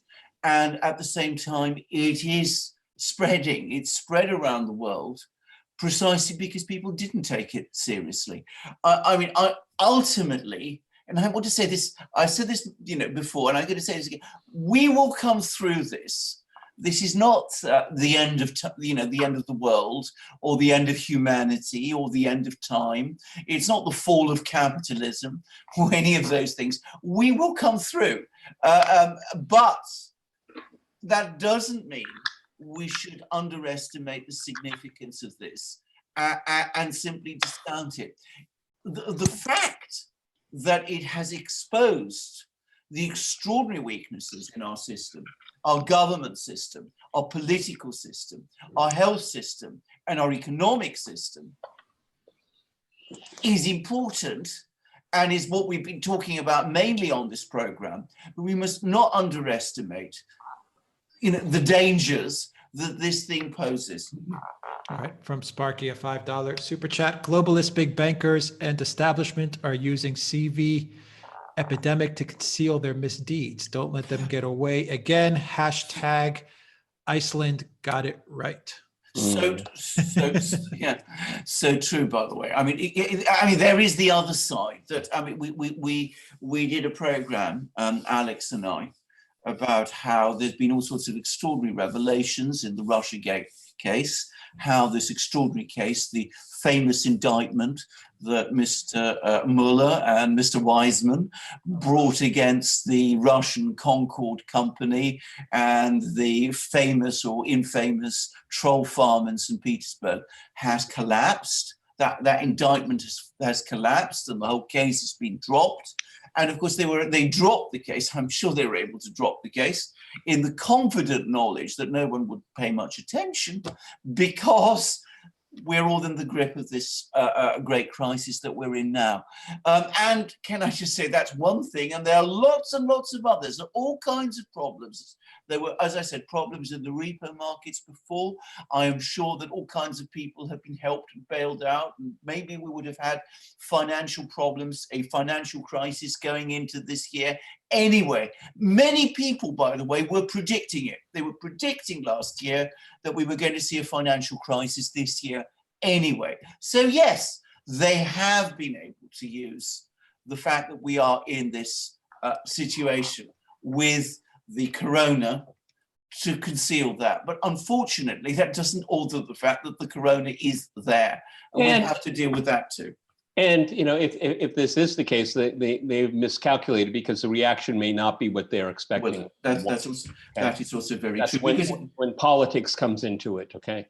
Indeed, that's also very true. And I think this is perhaps turning out to be true, especially in two countries. Well, actually, I would say in the European Union. In the European Union and in Britain, this has exposed to a brutal extent the complete breakdown of politics as we have known them. The fact that governments nowhere in Western Europe seem to be able to cope with this problem properly. I mean, the extraordinary thing, how they insisted on the principle of free movement long after this thing was spreading. I mean, it was just, that was so crazy. And yet they persisted in doing it. I mean, they were so sold on this. They're ideologically obsessed. Okay? Yeah. They cannot deal with reality. Okay? They wish things to be true. They wish their ideology to be the truth. And absolutely. The glaring fact is, it is just a pile of you know what.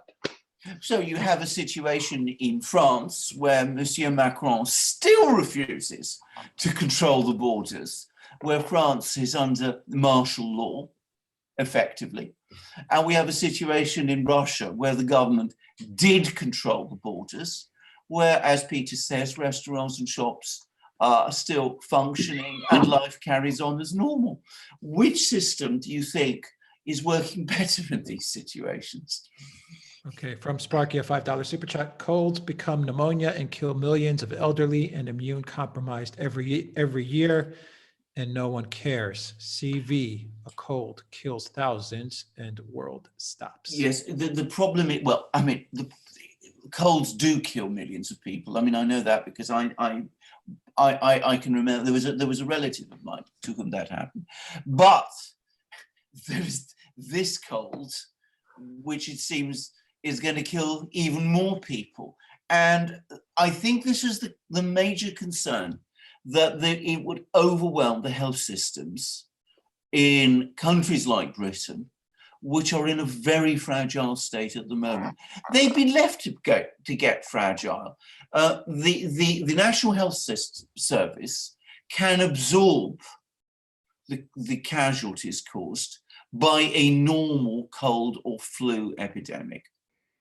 It can't cope, it seems, with the additional burden of this particular Since illness. we don't, on top of it, we don't really know what it is yet, okay? And how to treat it, okay? No. Well, that's right. That's right. I mean, can I just say, 7% death rate apparently in Italy. That's what I've seen. Okay, well, that's very high. Let's address this issue that we keep getting thrown at here. Of course, there are going to be people that are going to use this to score political points, go after politicians, go after ideologies, all that. Okay, there's a problem. We have to address it. Okay. Yes. Now, being in complete denial doesn't fix anything. Yeah. Okay. We could be wrong. Yes. I'm always willing to say that. Okay. But given what we know now and how across the board around the world, people are reacting in similar fashions, are all these people colluding? Do they all get the memo to say this and say that? That's why conspiracies fall apart, because once you tell another person, the cat can get out of the bag. And then once you tell 10,000, you know, and believe me, there are plenty of people that are in the scientific world that have different opinions. I've heard them. Okay. Yes.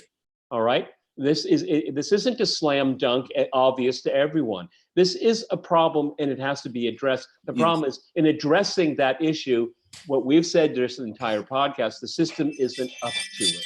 Yes. I mean, consider the fact that, in Iran, the government has taken very drastic action there because the situation is out of control.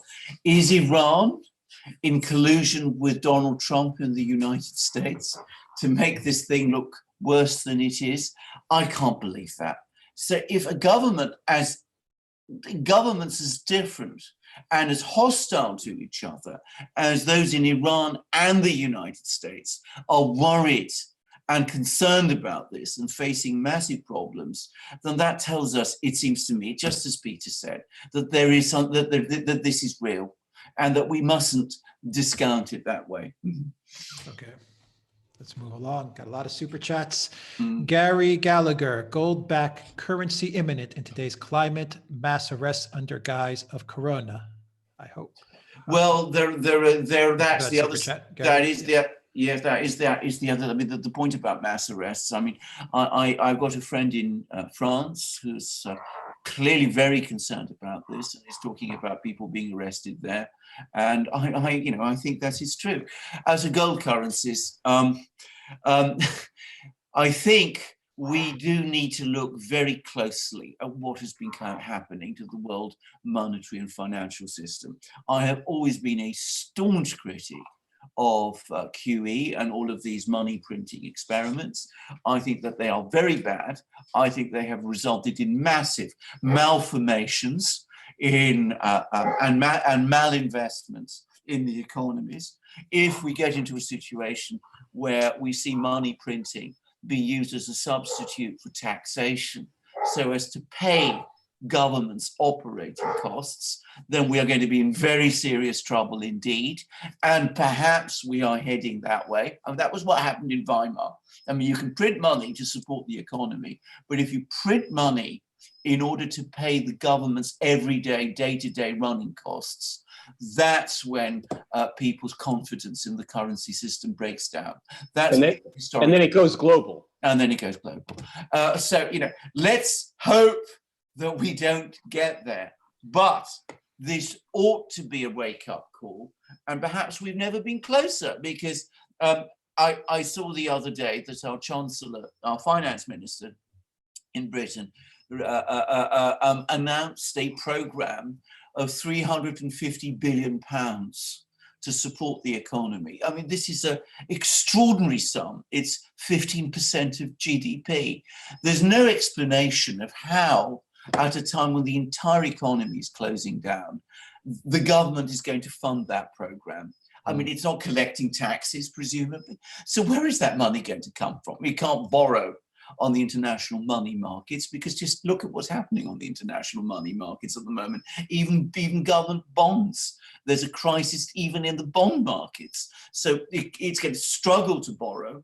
It's going to struggle. It can't raise taxes. If it starts printing money to pay for those kind of programs, then, as I said, maybe we should look at, we might be forced to start looking at things like gold. I don't think it's going to come to that. And I'll tell you why, because I don't think this money, this £350 billion, has any reality behind it. I don't think the government has any intention of spending anything like that sum of money. I think that was just another one of these empty statements that we're hearing being put out at the moment. Okay, from Sparky, a $2 super chat. Best to bail out people, let it flow up from there.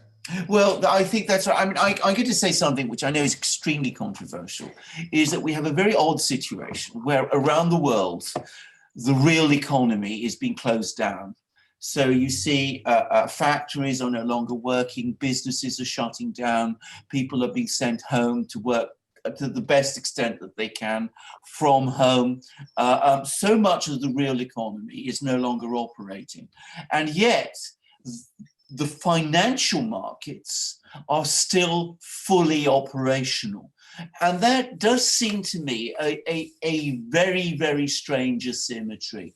And I wonder whether that's sustainable or wise. It seems to me what it's doing is it's giving some people an opportunity to close off their various, their various positions, to close down their positions and to walk off with their cash before everything sort of closes down. But it is creating massive problems in the economic system generally, because what happens in the financial markets ultimately is going to impact on what's left of an already, of a real economy that is already under very severe pressure. You don't need a financial system if you don't have a real economy. Well, exactly. So, why not? And I'm sure that there are going to be more and more people going to be saying this. Why not shut that down too? It can be done. It has been done. FDR did it for a week with the banks. That was on a small scale. But maybe we should start thinking about that possibility if things continue the way they're going further down the line. But, we'll see. I don't think the authorities want to go there. And I think that the markets will remain open at least for several more weeks. Okay, $2 super chat from Sparky. World stops just in time for me to go fishing. A good philosophical principle. This is very wise. All right, from Christian. Well, maybe families will start having dinner together, for a change. Well, Peter, we are having dinner together at home tonight. We're having our my birthday dinner together, and it's wonderful. Good for you. All right, from Christian Chad, a $10 super chat. Have you read the Missionary Virus article by Curtis Yarvin? Good summary of how internationalism is the root of global fragility. Says we need to combat it with strong counter narrative. I haven't read it, but again, I come back to the point which I made many times over the course of this program, which Peter has made and which we've discussed on many occasions in other programs, which is that when people talk about travel, that's fine. Travel is good. I'm all in favor of it, but that doesn't change the fact that there needs to be control of borders. Cyprus, which is a country where tourism is extremely important and which works as a financial hub, has a government which closed its borders. And Alex, you were telling us that the situation there is stable. Flat. It's flat. So, flat and looking good. But we closed everything down a week ago, 2 weeks, we started to really wind things down. A week ago, we really started to get serious and close everything down, cafes, restaurants, bars, shops. And the most important thing is that people are staying at home. Exactly. They really are. But we also have some more advantages. Weather, we don't have public transport, metro and stuff like that. Just a few buses that, jet people from here to there. So, we have some advantages, inherent advantages of the island, but they did shut things down and it's paying dividends. We see that things are flat and steady. So stay at home, stay at home. And like Peter said, hang out with friends, hang out with family, get work done. From Rainy Steps, a $2.79 super chat. What's the mood in Russia about this disaster? Heightened concern, but no panic. The shops are full. Like I think I've said earlier, is that I was in a supermarket yesterday and I did notice that flour that you use to bake things, flour, pasta, oatmeal, which is very popular with Russians. I saw the shelves were cleared, but just those items. I didn't see any bulk buying by customers. And the flour, pasta, and oatmeal are just, they're historic cultural staples, okay? So maybe there was something in the psyche that made people do that. Other than that, cafes are open. There are waiters and waitresses. Everything is normal. I was in the metro for quite a few trips during the day. Some masks, but not particularly more than you'd have with a flu season. So people are aware of it, but there's no panic. No. And people are leading their lives. Though state workers and non-essential workers that don't have to be in an office have been sent home. You're looking at one. All right. From Sparky, $2 super chat. Rural areas are fine. TV frightens poor and elderly. Well, if they haven't had any outside contact, smaller places are going to be lucky that way. Yeah.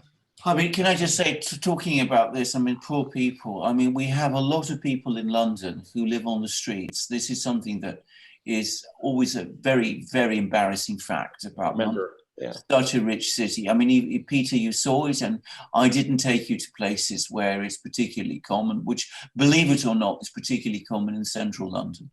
And it's very concerning what's going to happen to these people. Firstly, one is worried for them themselves, because obviously they're very exposed. But obviously, if they become infected and they move around, they become a source of infection for others also.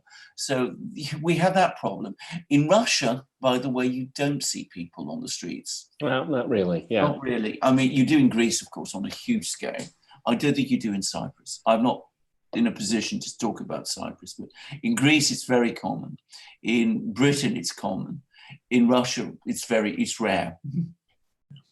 All right, from Jerry Gallagher, £5 super chat. In 16 years, we had virus every 2 years, SARS, Ebola, Zika, swine flu, et cetera, Anyone see the pattern?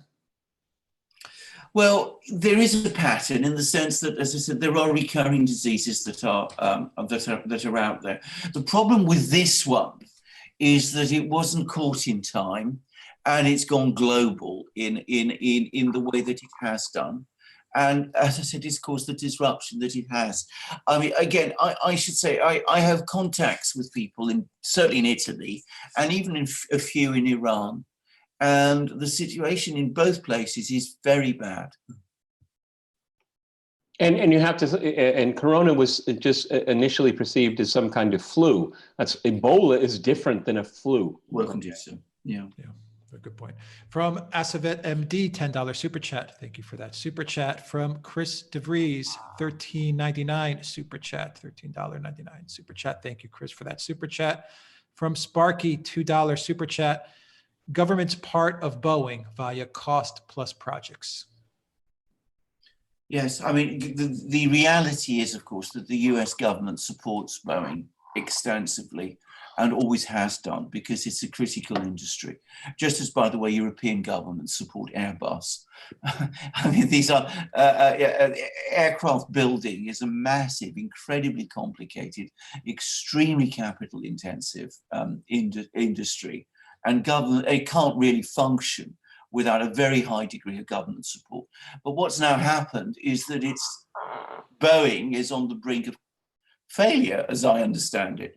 And in order to survive a support that it's had from the US government, which has been, shall we say, discreet, will now have to become open. And they should actually just apply the real regulations that are there. Well, indeed. I mean, and we have this revolving door with government and Boeing. They've let so many things slip. The quality control is gone.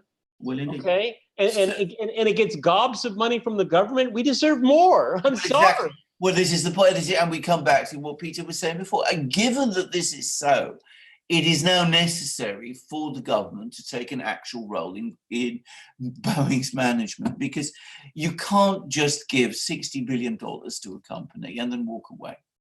Because if the problems of that company aren't resolved, and it must be doubtful now whether they will be resolved by the company itself, then you've got to bring in the outsider who bails it out. And I'm going to use that word because that's the right word. They've got to take a role in it. Otherwise, they're abdicating their responsibility to the American people. Well, I mean, not that I like to mention the woman's name very often, but Nikki Haley, being a board member of Boeing, resigned. Yeah, she resigned. Yeah. Interesting well, move, by the way. Well, no, she's doing it because she's thinking about her political future and doesn't foreshadowing. Want to paint her. Yeah, right. Yeah. Absolutely. From Indigo Jones, $2 super chat. Happy birthday, Alexander. Thank you very much. All right. From Sparky, a $5 super chat. Epidemics, a chance for U.S. county health departments to network for efficiency. They can share equipment and expertise. Many epidemiologists are among them. I'm sure that's true. Yeah, but one of the stupid things that happens is that, again, the way the industry is regulated, is I'll give you an example. Let's say you're a doctor in New York, and the state right next to you is New Jersey. Hundreds and hundreds of thousands of people from New Jersey go to the state of New York, going to New York City to work. I mean, you can commute from New Jersey, but that same doctor cannot, the same doctor can pick up the phone, but if the resident is in New Jersey, the doctor can't advise that patient because they're in a different state. Right next to each other, maybe within stone's throw of each other, but they can't do it. Now, from my understanding, they're relaxing that, okay? This is just so arcane. It's just ridiculous. Yeah, true. From Sparky, $2 super chat. Saudi people are nameless garden gnomes to MBS. I think that, I don't know what his attitudes to them is, but my impression is that he regards, as all Saudi princes do, Saudi Arabia as essentially a big piece of a kind of a state, in which the people there are basically like the farm workers on a sort of aristocratic estate, and therefore function. They work to keep him and the other princes happy and well. I mean, I think that's the kind of mentality that the Saudis ultimately have. And of course, it's a very dangerous one, because I doubt that people in Saudi Arabia are willing to be treated in that way, given what a complicated and dangerous societies, volatile societies is. I think what MBS is doing is he's lighting matches, with tanks of gasoline all around him. I mean, that's an oil kingdom. Yeah, that's a great idea. From Helen Farrington's a new member to the Duran community. Welcome, Helen, to the community. Thank you very much. From Sparky, $2 super chat. Tulsi endorsed Biden to get Alex M to notice her. Oh, well, there you go. All right. Thank you for that super chat, Sparky. From Indigo Jones, $10 super chat. I love the idea that the American people will be CFO of any bailout, the perfect domain of Trump. Is this kind of socialized medicine why the DNC hates Bernie? How will Republicans respond? I think they'll go along with it, actually. I do too. I mean, that's the bizarre thing about this. I mean, the extent to which Donald Trump has changed the Republican Party in the last 5 years has been astonishing. Well, I mean, again, let's be obvious. We have to talk about the election and re-election of Donald Trump, and he's going to angle this. Okay, let's not only look at virtue here. There's always politics involved here, and what I think a lot of people that listen to Trump's base / movement is that the pitchforks are not that far away. I mean that. The pitchforks are not that far away. They need to act. I saw on Rising, Crystal Ball showed an image from Instagram, which was just extraordinary. It had some kind of woke woman in New York, and she had a sign, "We'd all be having brunch if Hillary was in the White House." But see, that shows how divided the country is. Good part of the country not only already has a pitchfork, there are more and more people thinking about getting one, okay? Because this is an existential threat to them. Brunch is not an existential threat. And that's how out of step these privileged elites are.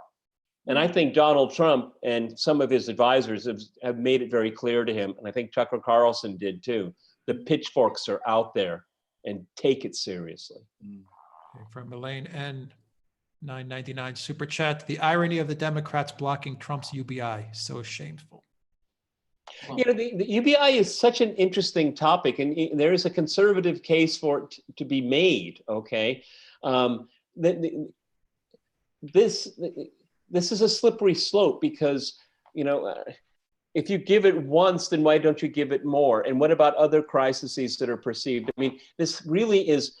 I am for an injection of cash to working people and to small businesses. And I'm not saying that's the be all and end all to deal with this. Okay, it's not. It's a very small first step to get things rolling again.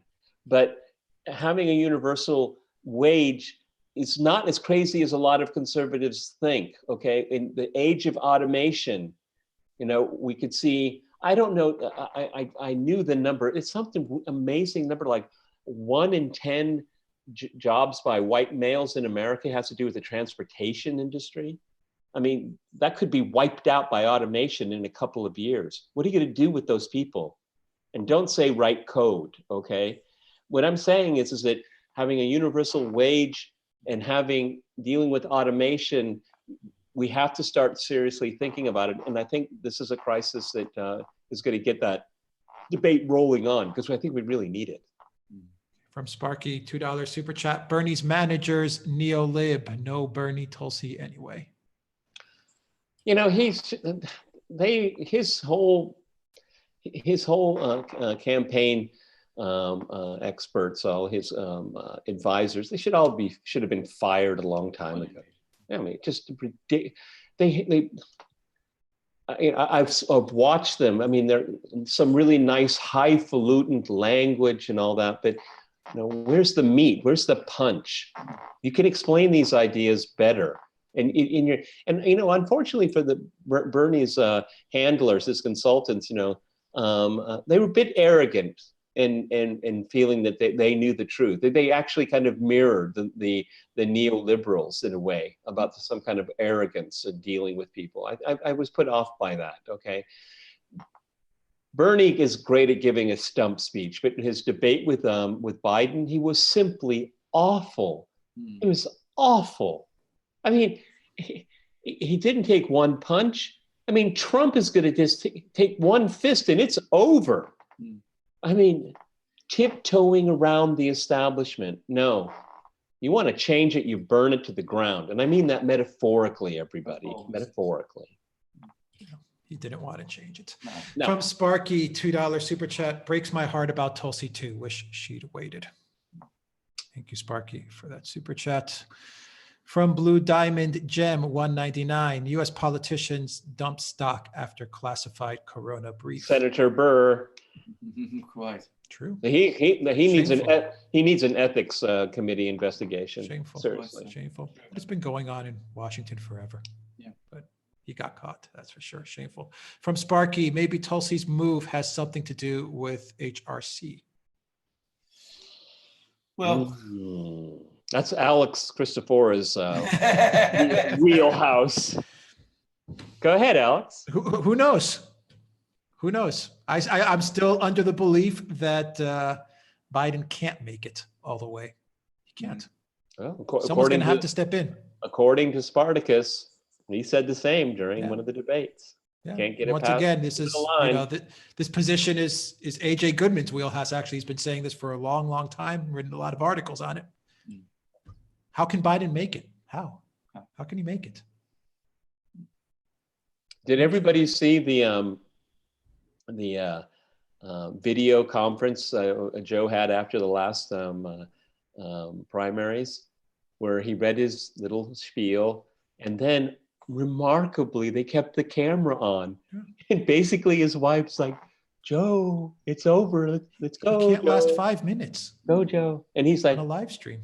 Okay, yeah. There's that Jello with the pineapple bits. Okay, yeah. Tulsi should have not said anything. He should have said nothing. Absolutely agreed. Keep your mouth shut in these types of situations. Silence is the best policy. From William Jones at AM, Alexander, supported Tulsi and helped get her into AM, supported Tulsi and helped get her into the first debate, not gutted, used to lies. Bitterest thing is no challenge to total war state now. Well, I agree with that. And I mean, I would say that anybody who has been skeptical about Tulsi all along has been completely vindicated, because that's what she's achieved. I mean, I was not skeptical about Tulsi, and I am deeply, as I said, upset and disappointed. And I'm using perhaps more careful language than I feel, actually. And I agree. I mean, she did get onto that debate. She did make all those anti-war points, the early ones. She was extremely effective. She sunk Kamala Harris. And now we see what she's done. And there isn't anyone else. And she's who's young. still, She has a future ahead of her. Well, she had. Yeah, that's my point. She's not even running for Congress now. Yeah. No, exactly. She had. So she's burnt all her bridges. I predict that a year from now we won't remember her.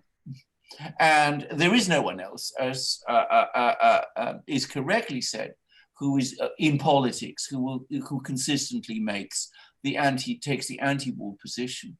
You have to look to Ron Paul and Rand Paul and those people. It seems to me, I'm going to say this, I'm not myself one of the libertarians, but the libertarians have been politically the most consistent group of people in the United States. But they're going to be put to the test with this stimulus, because they're not going to go along with it. They believe it.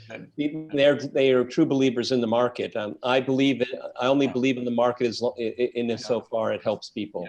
Yes. Well, I agree with you, actually, Peter. I am not, shall I say, a libertarian, but I have a great respect for their rigor and their consistency, even if I often find it completely wrong. But there we go. On the anti-war things, they are the only ones who are consistent and who have followed a clear line. All right. From Phoenix FP40, new member to the Duran community. Thank you, Phoenix, for joining. From Asavet MD, $10 super chat. Thank you, Asavet MD. From BA, $5 super chat. Steve Bannon states that Bernie's supporters are key to Trump winning in 2020, either by not showing up or by being convinced to vote for Trump. Thoughts? I just think that it's going to be a protest. I mean, there may be a percentage, maybe even a double digit, that will vote for Trump, like I think it was the last time in 2016. But I think we're going to stay home. Yeah, I agree with that, actually. Either by not showing up or being convinced to vote for Trump. Yeah.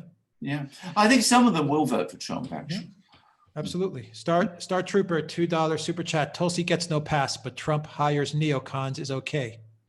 Well, not okay. It's not okay at all. It's been a disaster. We've been highly critical of Trump's hiring policy. Highly critical, and that's to our detriment. We were the first ones to say that he has an HR problem. We said that in our first podcast. Yes. First, absolutely, and he still has a lot of neocons hanging around there that he needs to get rid of. Yes. From Indigo Jones, $5 super chat. I hear that labor imports from India was part of Boeing's engineering problem. How can we stop the rhinos, i.e. Mumbai, Mike Lee, and Republican from Utah? What's the name of the title of the visa? It's like an H1, H1B or something like that. Yeah. Well, companies like Boeing really go full kilter for that. Yeah. Basically, it's replacing American workers. Yeah. The H1B visa, yeah. Yes. From Peace Eagle, $5 super chat. I think Bernie is and was a phony socialist shill to lead the left-leaning Dems down a dead-end street again. I don't believe that. I don't think that's true at all. If you look at his road record, okay, even when he was mayor of Burlington, okay, no, it's just that he's the wrong vessel at the end of the day. He's been remarkably consistent. He's gotten a lot more woke in the last 2 years, but he's been really consistent about talking about working people. He's the real deal, just the wrong guy. Okay, from Courtney Harlow, new member to the Duran community. Thank you, Courtney, for joining.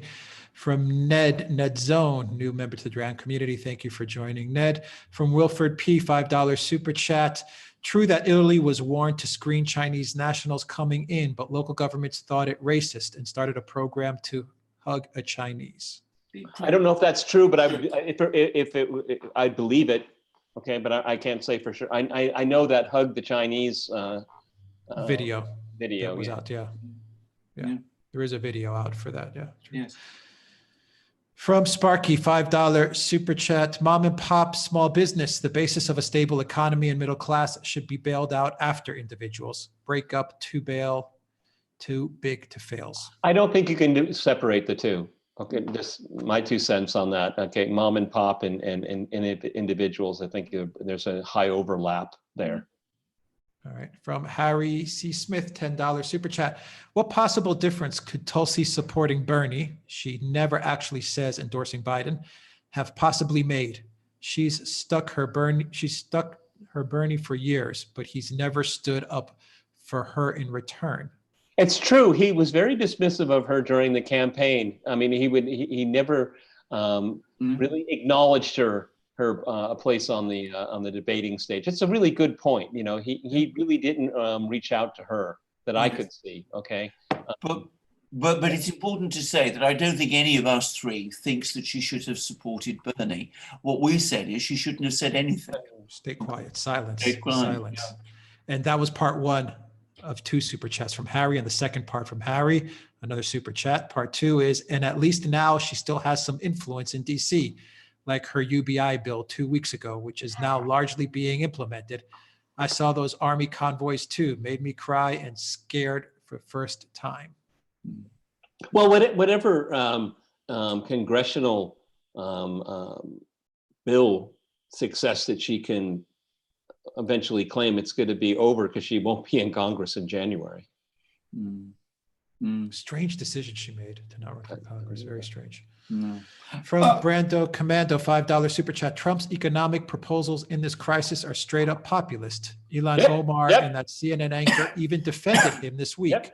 Crazy turn of events. Yes. Crazy turn of events. And that's for this realignment that I keep talking about. Absolutely. Carolyn Jones, new member to the Duran community. Thank you, Carolyn, for joining.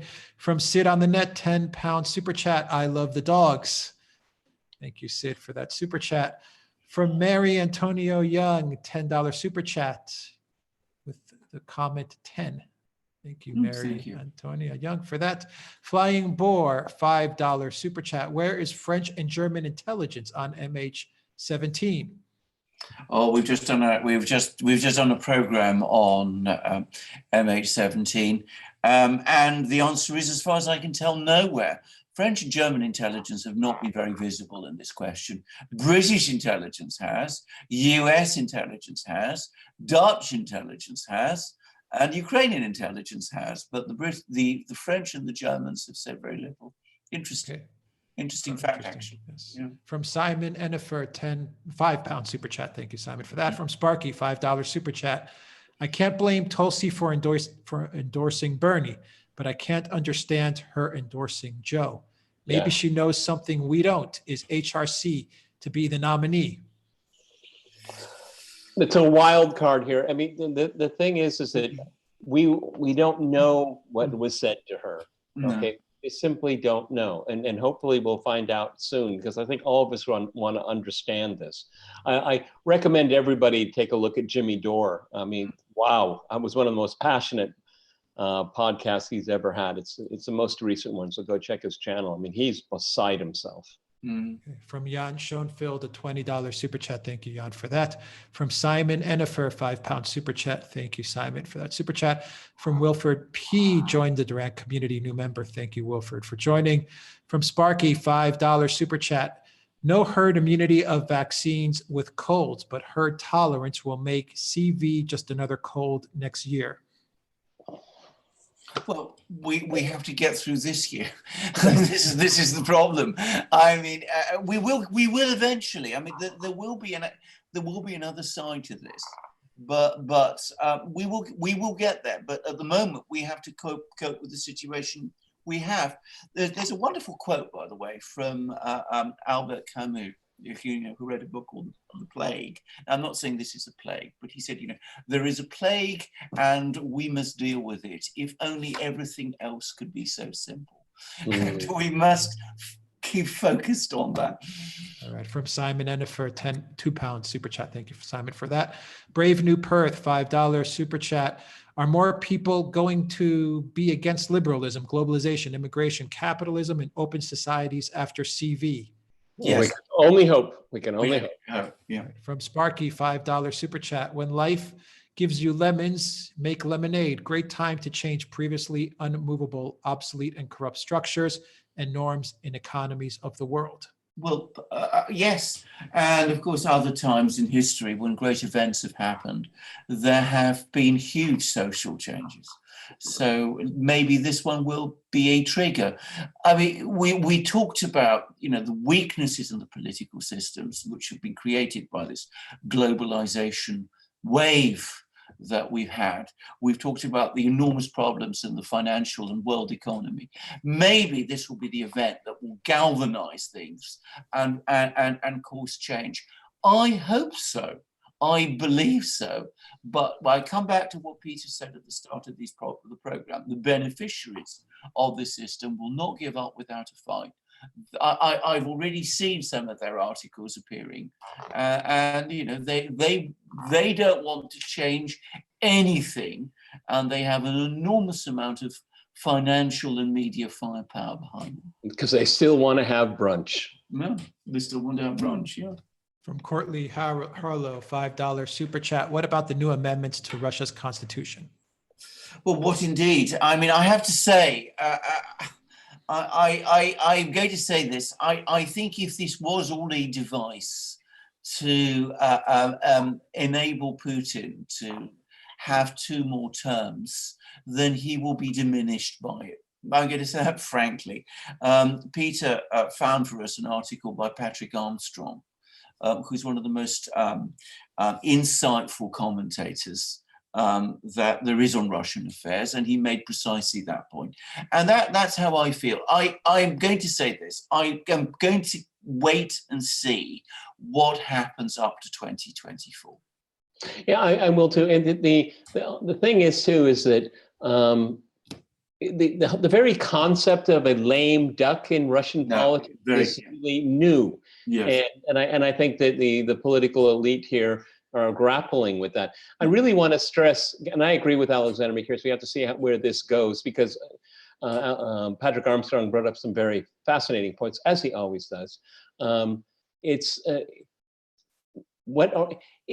seems to be contradicting statements coming out, and what the objective of this is.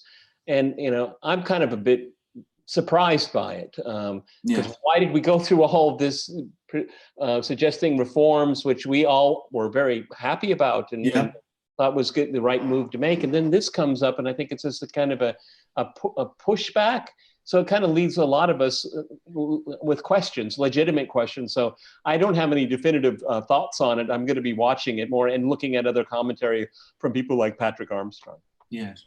Okay, from Sparky, $5 super chat. In the old days, to immigrate to the U.S. required a chest x-ray to screen for TB and a letter from your law enforcement chief vouching for your character. Well, yeah, and a lot of people, we talk about, Jim Acosta, invoking the Statue of Liberty and give us your huddled masses. A lot of people don't know that sometimes 50% of people wanting to get into, go through Ellis Island were sent back. You always hear the story about the ones that made it through, but you don't hear about the ones that were sent back because of bad health. Okay, I mean, it's true. It's this whole mythology about we're all immigrants and all of that. Okay, it's simply a fact that up until recently, up into the 1920s, I mean, if you were a sick person, you were sent back. We don't need you. We need workers. We need people that can work. Okay. All right, from Gender Neutral, $5 super chat. Are Europeans concerned about martial law, permanent loss of freedoms? U.S. people freaked out by FEMA. They're afraid of camps and UN involvement. Right, the answer is a lot of people are freaked out about this in Europe. And I'm getting people talking about this in France and Italy, and there's a huge amount of suspicion and people wondering about what the agendas of their governments are, and all kinds of things, especially in France and Italy, where political trust in the political system is extremely thin. And that's, to put it mildly. I mean, you saw, for example, that the Yellow Vests actually defied the rules and actually held a protest last Saturday in Paris. So there are a lot of people who are worried. I think so far, the majority prevailing view is that they will go along with this because they are taking the public health consequences of this very seriously. But there will be political price, and people are not happy about these restrictions, and they are aware that this is an attack on personal liberty. I don't think there is this huge division about feelings about this between Europeans and Americans that many people think there is, by the way. Right. From Brave New Perth, $5 super chat. Will there be an increase of political and economic confrontation with China over CV-19, Trump, and this Chinese virus? Well, I think that's one of the most interesting things, actually, because Alex spoke at the introduction about this divorce that I've been talking about between the US and China. And I've always said, you know, the divorce, it seems to me, of some sort is inevitable, but it doesn't have to be acrimonious. It has become incredibly acrimonious now. The Chinese are expelling US correspondents, media correspondents. The Americans have been putting restrictions on Chinese media. There's been all sorts of criticisms of each country of the other. And at the moment, if you go to the Chinese media, I mean, the people there are extremely angry at some of the things that have been said about China in the US. Some of which, by the way, let me say this, about some of the criticisms of the US, I would actually go along with. I think the Chinese did cover this up at the beginning before they realized that it was out of control. The first time we talked about it, we talked about China and the issues of transparency. Absolutely. That's the first thing we said. Absolutely. But as I said, there is going to be, it seems to me, this is going to accelerate this divorce, and it's going to make it an unhappy and acrimonious one, which it didn't need to be. So we were talking earlier in the program about geopolitical consequences. This is a massive one. Okay, from Sparky, $5 super chat. Person who wrote software patch for 737 MAX is an Indian sweatshop. Likely didn't even know that it was going in an airplane. Globalism at work. Well, I don't know that for a fact, but can I just say, I mean, the US has increasingly been relying on bringing in engineers and technicians from all over the world to make up for the fact that it isn't producing them itself as it should be. I mean, I'm going to say this: both Republicans and Democrats in the past have supported economic policies, which, if not exactly always protectionist, have tended to support the American industrial base. That's what Hamilton was all about. That's what Lincoln was about too. The New Deal was about that also. Oh, come on. The American economy was built on tariffs, okay? Yes. It was built on tariffs. Absolutely, absolutely so. So let's, you know, people even talked about the American system, which rejected the British system of laissez-faire free trade. So there was this contrast, and that continued right up until about the 1950s. So if America starts to prioritize building up its engineering base, which is massive, all the skills it needs to have, all the resources, then frankly, I think that will be a good thing for the United States. Okay, from Gender Neutral, $2 super chat. Big tech offers to track people to enforce distancing. I've seen that happen in China. This is long before, obviously, with the present crisis. But when I was there in 2017, I was astonished at the way in which the Chinese are able to keep track of their population through the technologies that they've developed. I hope we don't go there in the West. I think that would be a bad thing. And I'm afraid, and this is a justified fear, that some people will try and use this present emergency to try to make that permanent. Okay, from Harry C. Smith, $2 super chat. Trump should run as a Democrat just to make a point. All right. Interesting. Thank you for that super chat, Harry. Well, let's be clear, an FDR a Democrat, because if you define as a Democrat what Hillary Clinton and Joe Biden and that group represent, well, I mean, he's the diametric opposite of that. Yeah. From Mary Antonia Young, $5 super chat. Biden promised to find a woman VP running mate. Tulsi, ? No. No, we both said it. I think. No, I think. the party wouldn't accept it. No. Yeah, I think anyway. Hasn't he committed to it to an African American? I mean, I'm not. Yeah, it'll be that lady from Georgia. I forgot her name. Yeah. Abrams. Stacey Abrams. Yeah. Rainy Steps or Kamala Harris. Rainy Steps 279 super chat. How about there won't be an election?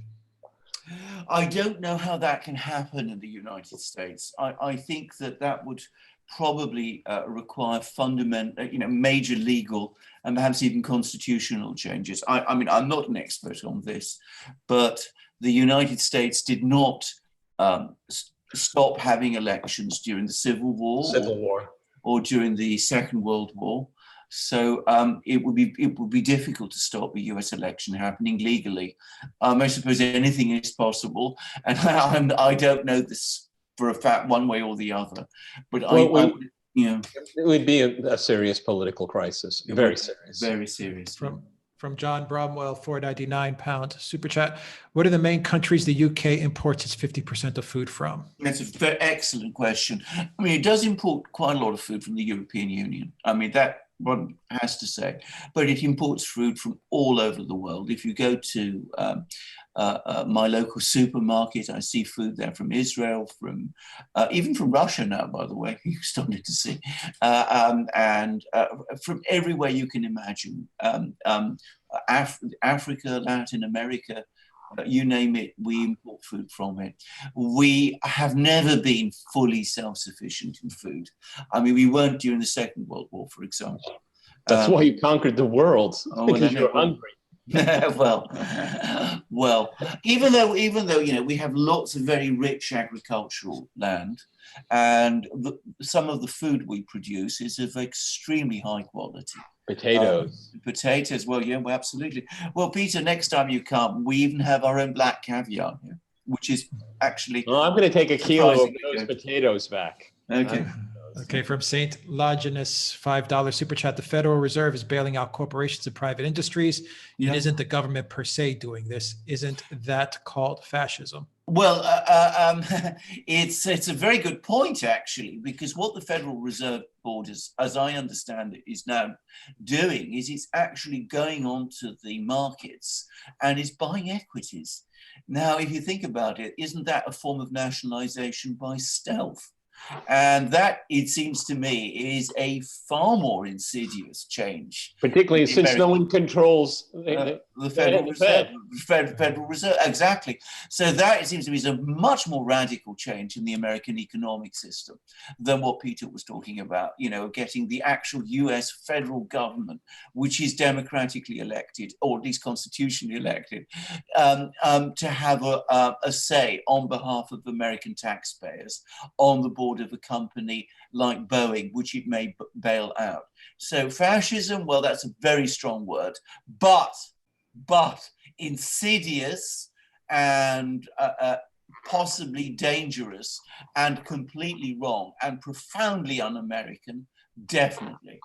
Right, from Indigo Jones, $2 super chat. Is this what the Green New Deal looks like?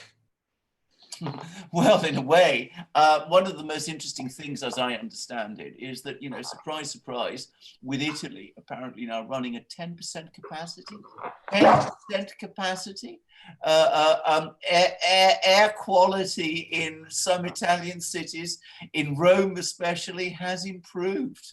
Well, I think we could perhaps decide that we would perhaps rather not have emergencies like this in return, in order to get better air quality. I don't think this is a Green New Deal. The Green New Deal is just an election ploy. It's not a real policy. It's not, okay?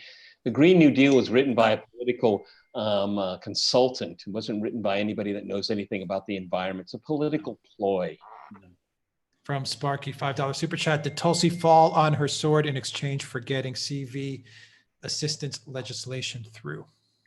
Well, I don't believe that, frankly. I mean, besides, I think that would have happened anyway. I think the legislation would have probably gone through anyway. I mean, I can't see any upside or good coming from this. From Sparky, $5 super chat. Globalists are the unholy alliance of robber barons and communists. CV dashed their evil dreams of a borderless world run by central authority. Well, globalization, which is what we're talking about, has been, I think, exposed over the last 12 years since the 2008 crash as a complete disaster. We've seen huge instabilities in its financial system. We've seen health systems and political systems that cannot cope, apparently, with the smallest challenge. And of course, we've also seen massive disruption within societies as a consequence of uncontrolled migrant flows. So I can't see any good in this system at all, except for a tiny minority of people at the very top who have benefited disproportionately from it. And it is not a surprise that the world has become more unequal than I think it has ever been at any time in human history. So there we are. It's not a proper functioning economic system. It's not capitalism. It's not Soviet-style communism, by the way. The Soviets were not globalists, whatever else they were. I mean, they were very much in control of their borders. It is a strange, bizarre, hybrid system that has only brought chaos and disaster in its wake. Okay, from Lucy Drinkwater, new member to the Duran community. Thank you, Lucy, Okay, for Alex, joining. From Ventura, two more. From Ventura Elite, thank you for joining. Duran community, gender neutral. Will the UK relinquish some fishing rights to the EU? Is that final too?